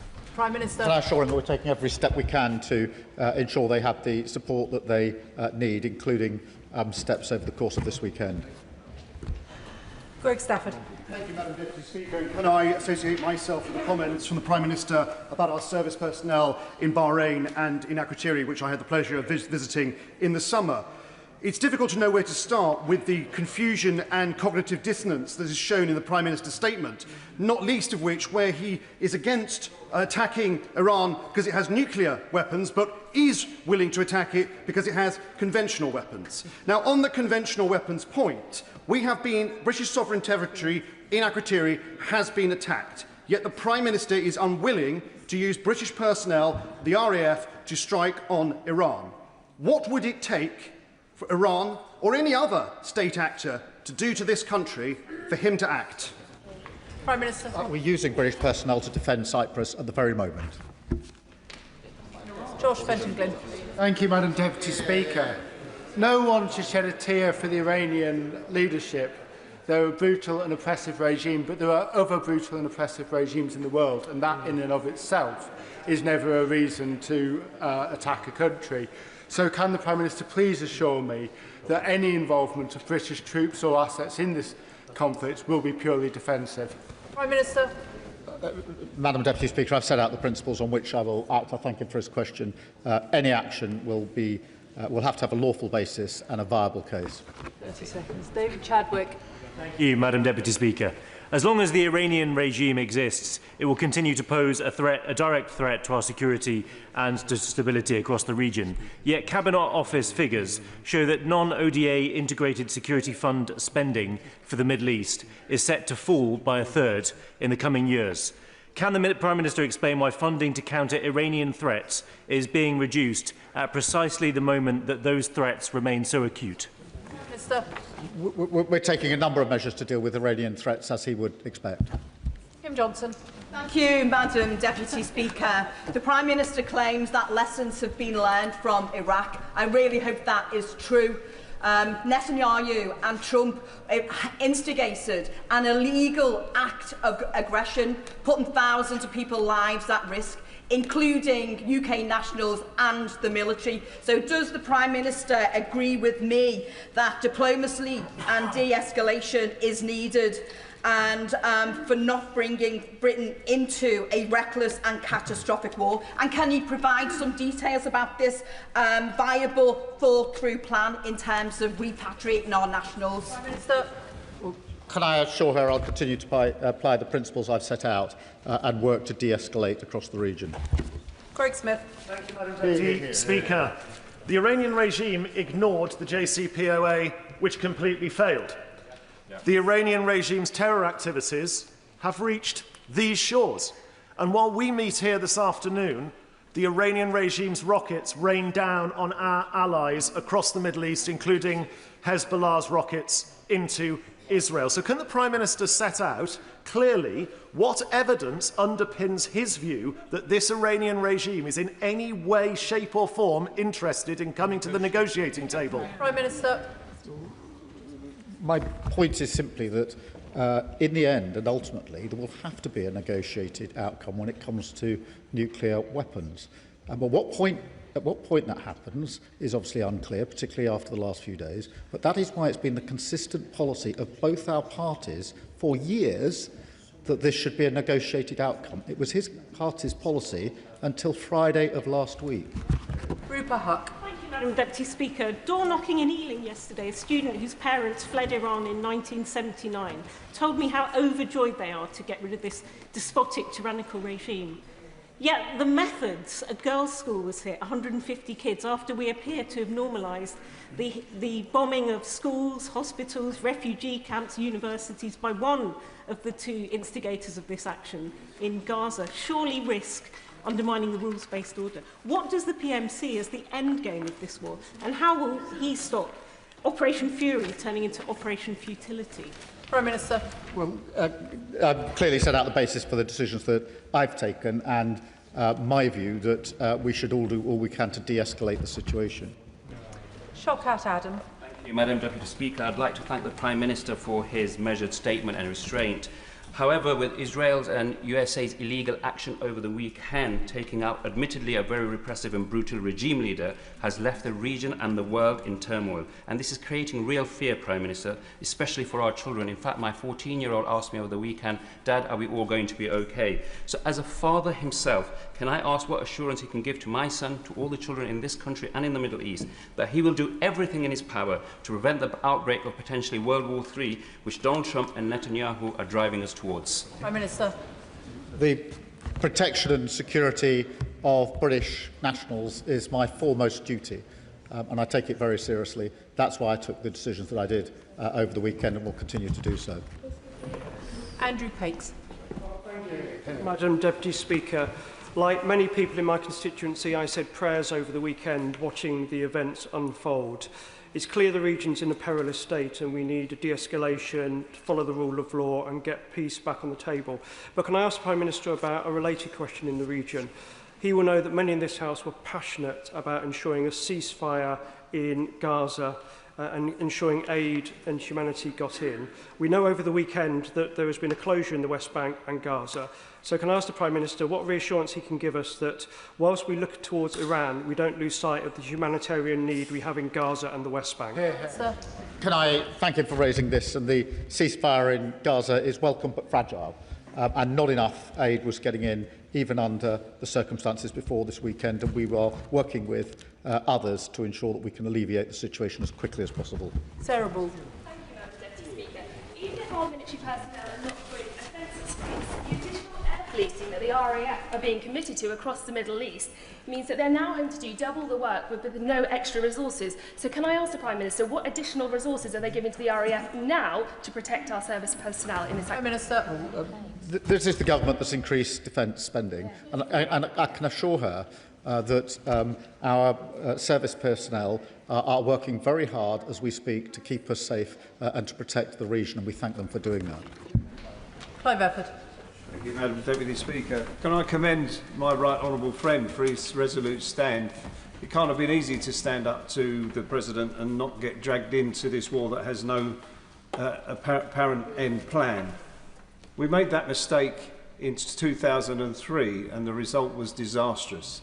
Now, the President of the United States has made it clear that he wants to see regime change. Can my right honourable friend say, has he seen any evidence of any plan to achieve that coming in the negotiations that we've had with the United States? Prime Minister. I can assure him we're talking to the US at all levels, and there's real clarity about the action that we've taken and the basis for the action we've taken and the reason for the action. Liz Saville-Roberts. No one here is an apologist for the cruel Iranian regime, but the escalation initiated by the US administration and the Israeli government is illegal, and I'm certain that the Prime Minister knows this.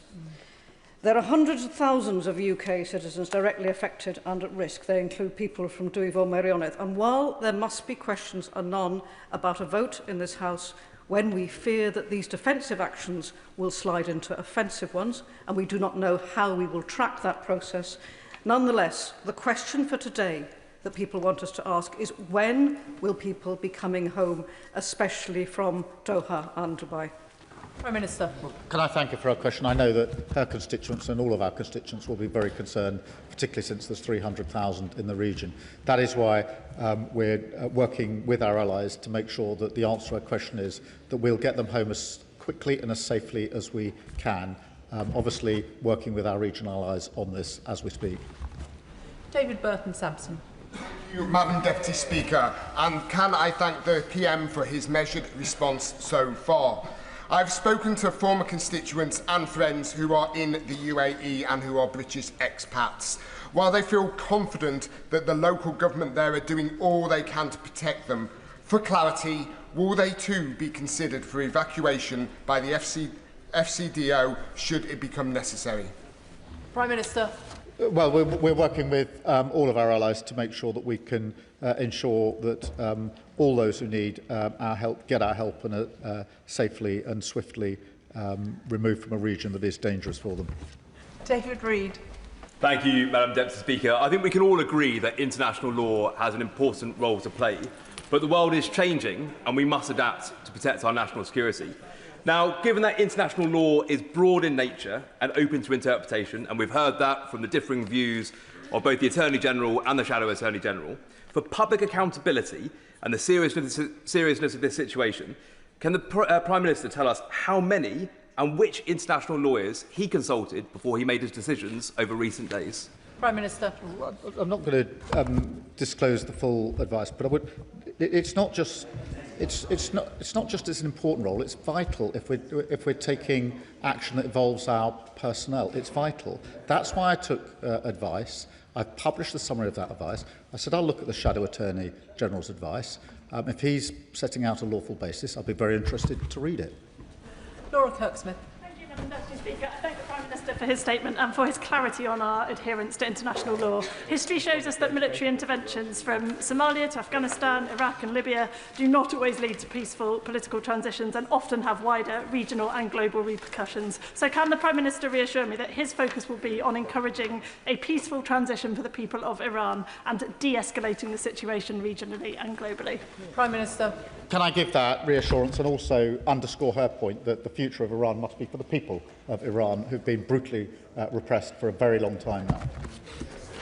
Jess Brown-Fuller. Madam Deputy Speaker, we must not conflate the appalling actions of Iran with that of the Iranian people, who have spent years fighting at great risk for change and intensively over the last couple of months. The severe case of repression under the Ayatollah has led many of them to actually welcome the actions of Trump and Netanyahu. But how is this government going to ensure that Iranian voices are heard when decisions are being made about their future once military action finally subsides?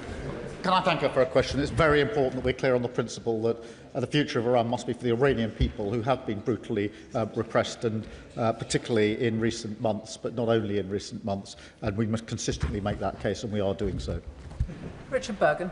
Thank you, Madam Deputy Speaker. This is an extremely dangerous moment. Iraq, Afghanistan and Libya show where this can end up, with death, destruction, terror and chaos impacting tens of millions of people. Given that, shouldn't the government's focus be on pushing Trump, Israel and Iran towards diplomacy, de-escalation and a ceasefire, and instead, by siding with Trump, hasn't the Prime Minister risked dragging us into a wider conflict which leaves us all less safe, and which could include mission creep, which will erode the distinction the Prime Minister is attempting to make between offensive and defensive actions, leading us embroiled fully in an illegal US war in the Middle East? Prime Minister. Madam Deputy Speaker, my focus has been on the protection of British nationals in the region. There are 300,000 of them. They are at risk, and it is our duty to take steps to ensure that we reduce that risk and bring them to safety and security. Simon Hall. Mr. Speaker, a militarily degraded Iran will be welcomed by both the region and the world. But an Iran that still possesses enriched uranium and potentially becoming a failed state is something to be avoided at all costs. The Prime Minister will recognise that. Whilst it's uncertain what President Trump's plan is, there will be clearly, at some point, negotiations, talks towards peace and a cessation of action. Will he impress upon the American administration that now is the opportunity to link progress for ordinary Iranians, their democratic rights, their freedoms and their civil liberties as part of that, and not just view it as a military degradation exercise? Prime Minister. Can I thank him for his question and agree with the way he puts it? It is very important that we deal and acknowledge the brutal repression of Iranian people for so many years. Jim Dixon. Thank you, Madam Deputy Speaker. Can I express my support for the government's handling of the events this weekend, particularly the clarity given by the Prime Minister today that international law is paramount, and also the priority given to the safety of UK citizens. Does he agree with me, however, that this will only end when Iran and the US and allies get round the table, talk about nuclear de-escalation, and Iran abandons its nuclear ambitions? Will the Prime Minister perhaps tell us what conversations he'd had with allies in order to ensure that that happens? Prime Minister. Well, we are having conversations with allies about de-escalating the situation and how we get back to negotiation, which in the end, at whatever stage it is going to have to be part of the process. Sammy Wilson. Thank you, Madam Deputy Speaker. And we should welcome the actions of America and Israel in trying to destroy a regime which the Prime Minister has described has exported terror all over the world. But why the weak-kneed response from the government that we're limiting our bases to defensive actions? And maybe he would clarify, what does he mean by defensive actions? For example, attacks on the drone factories which are used to deliver the bombs, is that defensive? Attacks on the leaders who are planning the war against our allies in the Middle East, is that defensive? Attacks on nuclear facilities, would that be regarded defensive? Or attacks on the infrastructure which is used to mobilise these weapons, would that be defensive? What are the limits of this defensive action? Can I be absolutely clear with him that the action which we've authorised from our bases is to take action to take out the capability of Iran to launch these attacks, and that of course means taking out their capability, the launchers and the infrastructure that sits behind it. Of course it does. Amanda Martin. Thank you, Madam Deputy Speaker, and thank the Prime Minister for his calm and measured approach and reassurance today. As the Member of Parliament for Portsmouth North and the mum of a serving personnel currently deployed overseas, my first thought is always for the men and women we ask to stand in harm's way. The Iranian regime recklessly attacks are not abstract. They are direct threats to British service personnel and British citizens in the region. Will the Prime Minister firstly confirm that every measure is being taken to protect constituents on the ground? And secondly, when we pursue de-escalation democracy, will he assure the House that Operation operational decisions are grounded firmly in one overriding principle: the safety of our British servicemen. Well, can I thank her? I know a number of her constituents are deployed abroad, and we are doing everything we can to protect them and to thank them for the work that they're doing in the region. Ben Spencer. Speaker, I've heard a lot of legal analysis from the Prime Minister, but nothing on what he thinks is morally right. Isn't the biggest risk to international law when leaders hide behind legal advice to avoid taking responsibility for their decisions? To ask our service people to act when we don't have a lawful basis will be a dereliction of moral purpose, in my view.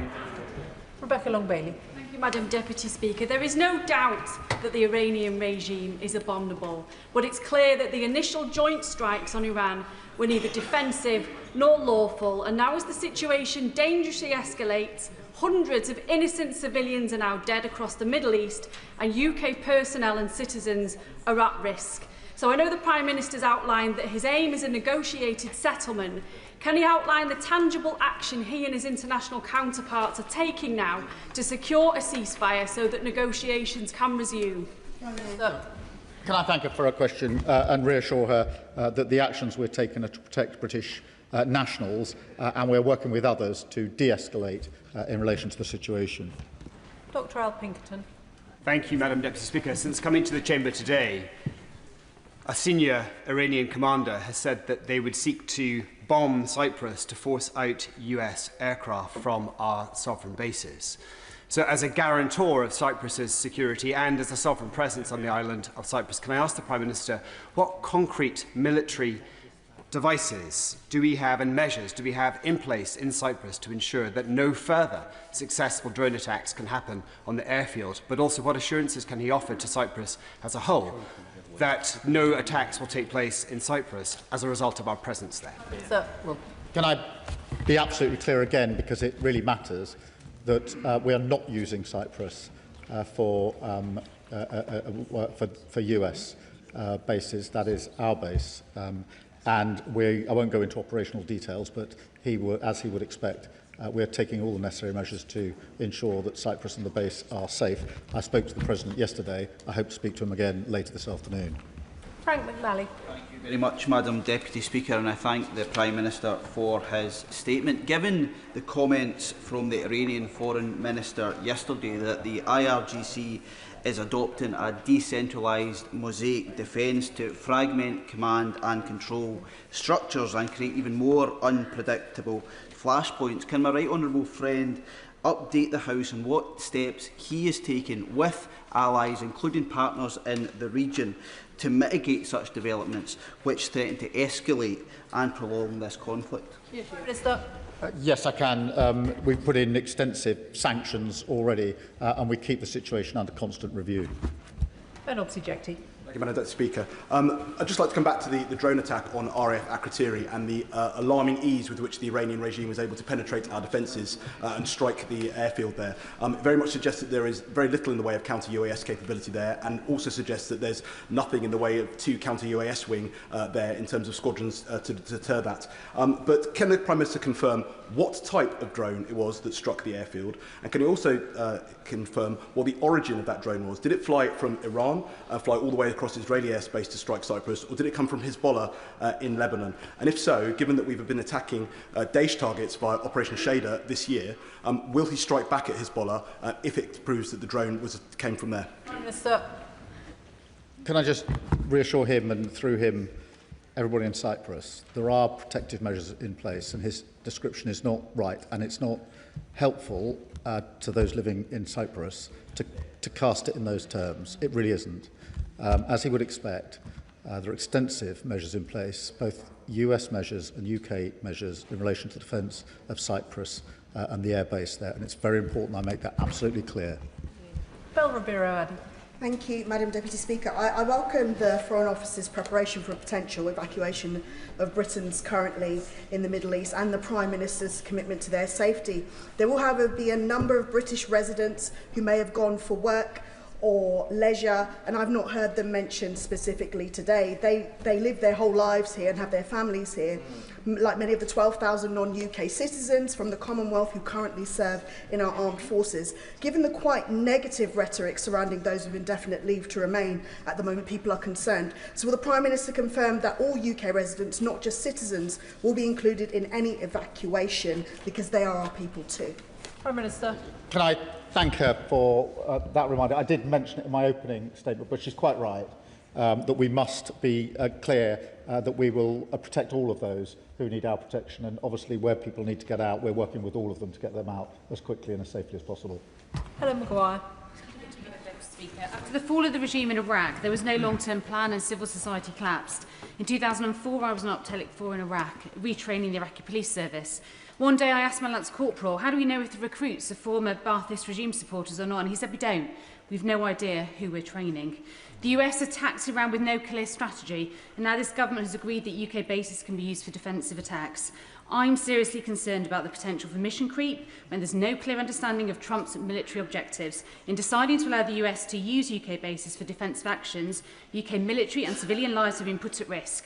Military operations with no clear objectives tend to fail. So can the Prime Minister explain how such a decision was made which could lead to mission creep when we have no understanding of Trump's long-term military aim or post-conflict plan? Can I thank her for a question? The decision was taken to allow the bases to be used to protect our nationals. It is worth considering the alternative, which is to recognise the risk to our nationals, have the opportunity to do something about it, and take the decision not to. That would be a dereliction of duty, in my view. Can I respectfully suggest to colleagues, by the time they get onto page 2 of their question, it is too long. Mark Sewards. Thank you, Madam Deputy Speaker. The Iranian regime kills its own people. It funds terrorist proxies in Hamas and Hezbollah. It backs Putin's aggressive war in Ukraine, and now it puts British civilians and our armed forces in the firing line. By some accounts, it is already a failed state. I absolutely back the Prime Minister's decision to allow UK military bases to be used by the US for defensive strikes, given the attacks on our bases in the Gulf and Cyprus. But does he agree, given the threat Iran poses on our streets here, the absolute minimum we should do is prescribe the IRGC, along with any other organisations that threaten British civilians? Well, can I assure him we keep that under review, and we have already put in place a considerable number of sanctions. Dr Neil Shastri-Hurst. Thank you very much, Madam Deputy Speaker. The Prime Minister set out in a statement with some clarity the threats posed by Iran. Taking that into account, does he not recognise that treating international law as a rigid instrument as opposed to a flexible one, as he appears to do so, risks binding our hands when it comes to national security? Prime Minister. I've made the point a number of times. It's important there's a clear legal basis. I'm not actually sure what the position of the party opposite is. Are they saying they would have joined the original strikes, irrespective of whether it was lawful or not? I haven't heard a clear answer to that. It would be very helpful to have one. Graham Downey. Thank you very much, Madam Deputy Speaker. Iranian action in the Strait of Hormuz, as well as the attacks on energy infrastructure, is driving up energy prices, or risks driving up energy prices here in the UK as well. Will the Prime Minister make sure that in the coming days and weeks he makes clear where the blame for any rising energy prices lies, and that is with Iran? And will he make sure he's holding any discussions possible to support people in this country, including in my constituency, with any rising bills that are affected? Prime Minister. Yes, can I give him that assurance? It will be of concern for his constituents and so many of our constituents, and we'll take every measure to protect them. Saoirse Eastwood. Thank you, Madam Deputy Speaker. People in Northern Ireland are entitled to be British, Irish or both, and as such, many have travelled to the Middle East on an Irish passport. We know the FCDO have asked people helpfully to register. However, those Northern Irish citizens that have an Irish passport that are also UK nationals cannot register. Will the Prime Minister assure me that he will work to make sure that my constituents in Lagan Valley and across Northern Ireland will not be left behind? Prime Minister. Can I thank her for raising that, and I'll get to the bottom of it and make sure that the concern she's raised is properly, fully and swiftly addressed. Jeevan Sander. Thank you, Madam Deputy Speaker. I thank the Prime Minister for raising the spectre of Iraq. We remember on this side in this House how a bloody invasion can lead to brutal civil wars. We know the aftershocks of now will last years and not days. And we're also seeing, of course, energy prices spike, oil up by 10%, gas up by 50%. So can the Prime Minister assure me that he will act to restore peace in the region, as well as make life and keep life affordable for our citizens? Prime Minister. Yes, I can give him that assurance. It's very importantly raised it. I thank him for doing so. Dr. Luke Evans. The Prime Minister has been explicit on two decisions. One to say no bases were used. Now some bases can be used. Could he set out specifically how this interacts with the Diego Garcia bill and the exchange of notes from 1966 between the UK and the US? Prime Minister. It doesn't. It's the simple use of bases operationally, which has been agreed as of last night. Chris Vince. Thank you, Madam Deputy Speaker. And can I join the Prime Minister in paying tribute to our brave service and personnel who every day work incredibly hard to keep us safe, and also his particular leadership on this matter. I have a number of constituents from my constituency of Harlow who are currently trapped in Bahrain and Dubai, one of which is pregnant. What advice can the Prime Minister give to them who are worried about their safety? Prime Minister. Can I thank him for raising the case of his constituents? I'm sure they're very anxious about the situation, and assure them and him that we're working at pace with our allies to get a safe and swift route for them to come out of the region, which is what they all want.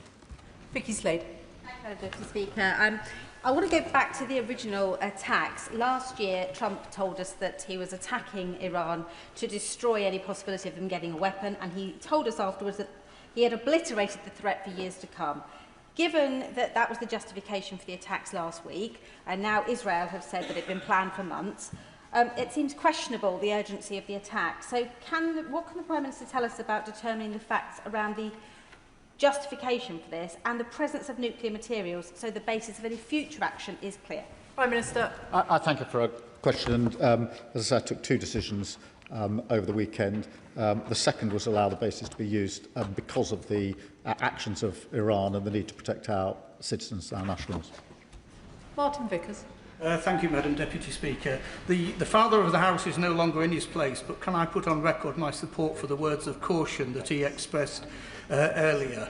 And can I turn the Prime Minister's attention to oil supplies? It's not just the risks to shipping, but also I understand from contacts in the industry that some refineries in the region are shutting down. Clearly that could have a serious impact on business in this country. Could the Prime Minister assure us that contingency arrangements are in hand to maximise oil supplies? Prime Minister. Can I thank him for raising that issue and assure him that we are taking measures with our allies to safeguard the supply and do all that we can to ensure that we have the energy we need where we need it. Suella Braverman. Whilst the Ayatollah has been toppled, the IRGC remains intact, and the IRGC is indeed the head of the snake as the sponsor of global terrorism. Now, despite many urgings, the previous Conservative government failed to prescribe the IRGC. His government has made the promise to do so. Nothing has happened yet. If not now, then when? Prime Minister. Well, as she will know from her time in office, this is kept under review, but we have put extensive sanctions in, as the previous government did. Alberto Costa. Thank you, Madam Deputy Speaker. Putting aside for a moment the rights and wrongs of the Prime Minister's decision on Saturday morning, can I ask the Prime Minister whether or not the BBC, which is in a unique position running BBC Persian language broadcasting into Iran, and given President Trump's wishes for the Iranian people themselves to take control, can the Prime Minister put on record if he will work with the BBC over the coming days to ensure that there's more government funding, wherever necessary, to broadcast what is required to the Iranian people? Prime Minister. Well, it's very important that the BBC reports and broadcasts in the way that it does, and we support them in doing that. Josh Babarindi. Thank you, Madam Deputy Speaker. 23-year-old Eastbourne lad Cameron is currently lying stranded in a Dubai hospital bed after falling very ill during a minutes-long stopover in Dubai over the weekend. During this window, the airspace closed. Cameron's hospital bills are £1,000 a day, which he's being forced to pay up front despite having insurance. Cameron, who's watching, urgently needs to know, 1, when the Prime Minister will outline his repatriation plan, if there will be one. 2, when the Prime Minister will he prioritise British nationals who are clinically vulnerable for repatriation if it is medically safe. And third and finally, will the appropriate minister meet with me and with Cameron's family to ensure that he gets the treatment that he needs before money runs out, and to make sure that we can get Cameron back to Eastbourne safe? Minister. Cameron and his family and loved ones must be extremely worried. If he would pass me the full details of that particular case, I'll make sure that we do whatever we can to assist Cameron and his family. Graham Stewart. Mr. Speaker, the Prime Minister has made it clear that he thinks that there was insufficient imminent threat to justify our going with our allies in the initial strike. But after the act of war, after the attack on UK citizens across the Middle East, many countries of whom were not participating, and on British sovereign territory, that means that we can join in and we could be involved in offensive actions if the Prime Minister so chose. Why is he choosing not to, and why is he pretending it's for a legal reason when that legal reason has disappeared? Prime Minister. We started taking action on Saturday morning with our pilots in the sky across the region, and they've been working ever since. We added to that yesterday afternoon by acceding to the request of the Americans to use our bases for the attacks on the capability of Iran to launch the strikes in the first place. Ayub Khan. Thank you, Madam Deputy Speaker. Can I thank the Prime Minister for accepting that the reason the British Army is not involved is because it would be unlawful and illegal. Thereby, what America has done is illegal. An illegal attack which led to the death of 167 girls aged between 7 and 11. And there are people that are sat in this audience here today, Prime Minister, that oppose refugees coming into this country. The very people that are asking for war. Would the Prime Minister be surprised if we had a sudden influx of refugees because of what's happening? Prime Minister. The actions I've taken have focused on our need to protect our British nationals. I think it's in all of our interests, including our British nationals, that we do all we can to de-escalate the situation as quickly as possible. Martin Wrigley. Thank you very much, Madam Deputy Speaker. I welcome the removal of the abhorrent Iranian regime, having seen the beginning of it 47 years ago when my father was a serving officer in the British Embassy and we knew the Americans taken hostage. So may I add my thanks to our current serving personnel who are putting their lives at risk. Given that we have, since the preemptive strike, now a sad but inevitable increasing escalation of hostilities, what can the Prime Minister do to persuade Donald Trump to go to negotiation, which is where we have to be, given that he believes in win-or-lose situations only? Well, we're working with all of our allies and having discussions at every level with the US and others about how we resolve this situation and de-escalate. And ultimately, it will have to be a question of negotiation. Jim Allister.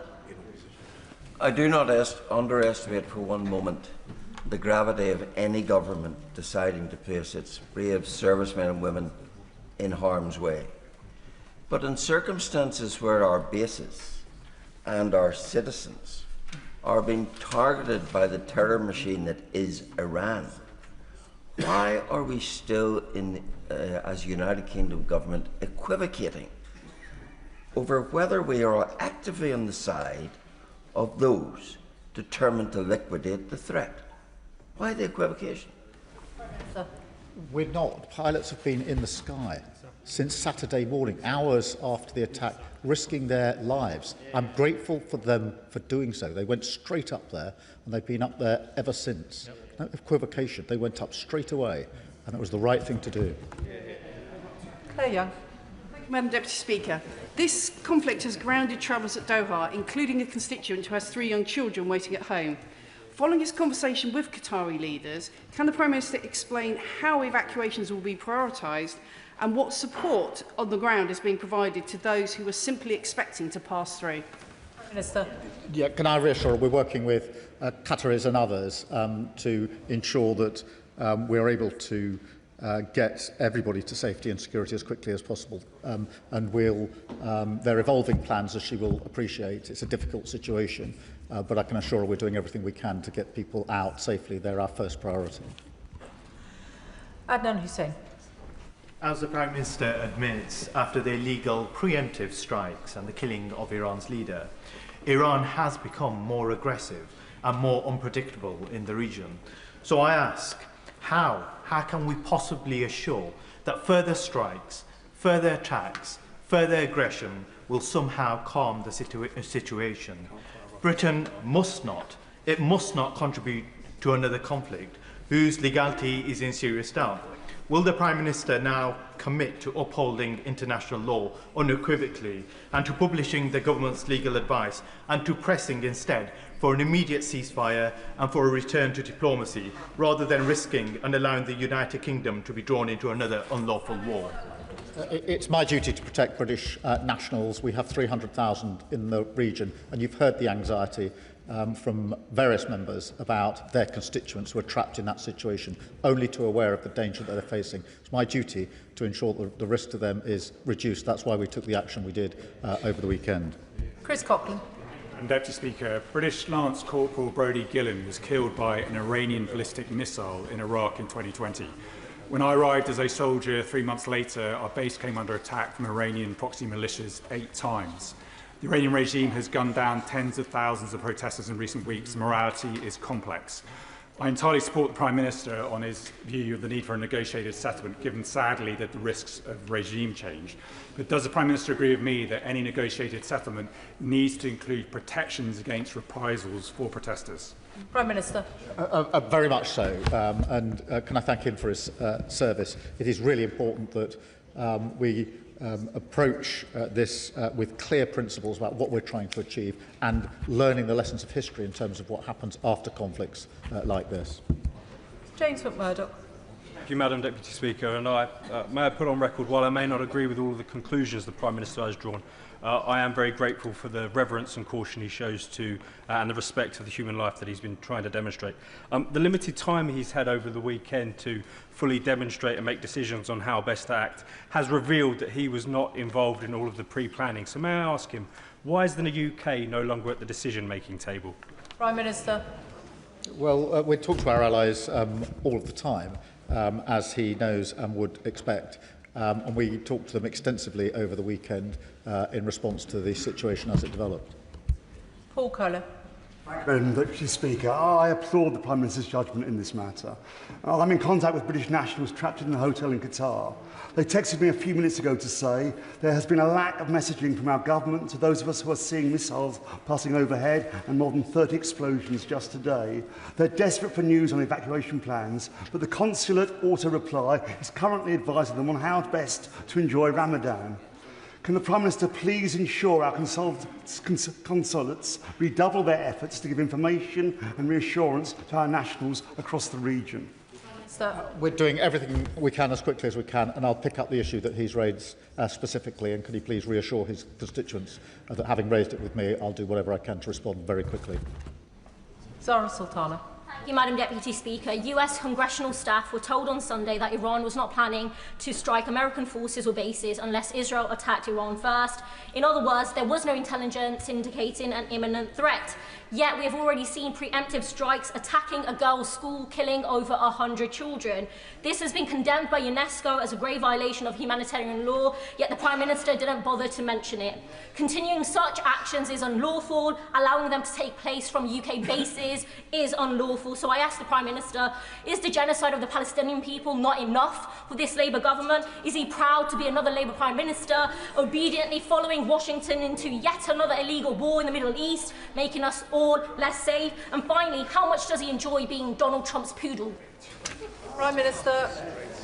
I've set out the decisions I made over the weekend and the reasons for them. My first duty is to protect British nationals.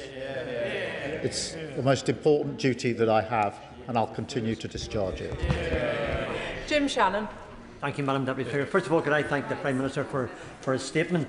Ayatollah Khamenei and his regime have denied religious minorities freedom of religious belief for years. The Christians, the Sunnis, the Shias, the Baha'is. They killed 30,000 people in January 2026 who were protesting. Girls are abused and victimised regularly. Today the Ayatollah is deservedly dead and he burns in hell. And for one, I've put a shovel of coals on his head and hope his damnation will be a long one. Prime Minister, the IRGC and the Bajai paramilitary groups have the guns, the protesters have none. So what discussions has the Prime Minister had with the USA and Israel to destroy the murderous IRGC? And what discussion has the Minister had with Madam Rajavi and the national government, Iranian government in exile, and their 10-point plan for a solution for a transparent way forward? Well, there are many discussions going on, as he will appreciate, and I do understand his level of concern, particularly in relation to religious freedom. So we are working with colleagues on those issues, and I'll update the House accordingly. Danny Kruger.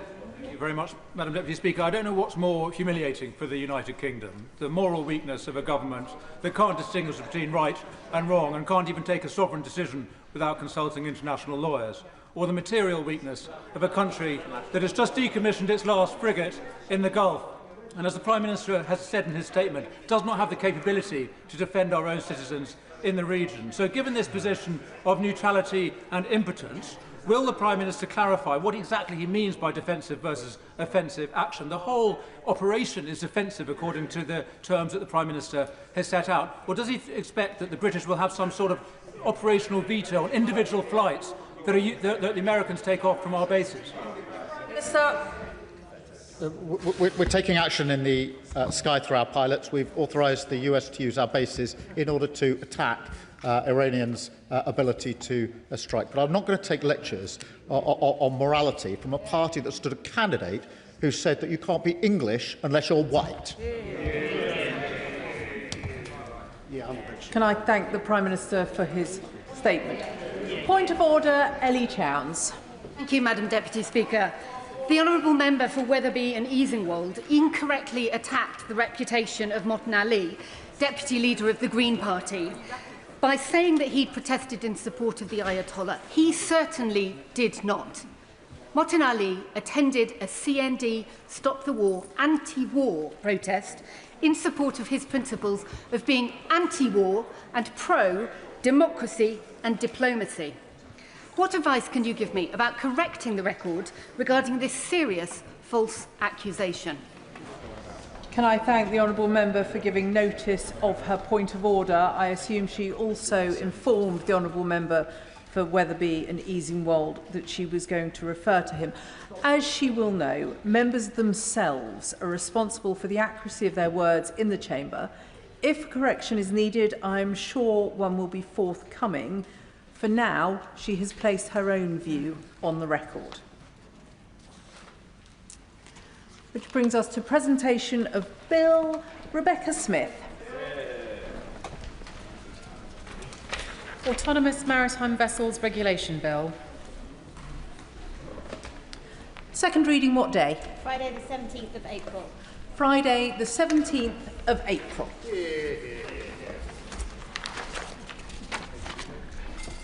The clerk will now proceed to read the orders of the day. Representation of the People Bill, second reading. Now. The reasoned amendment in the name of the official opposition has been selected.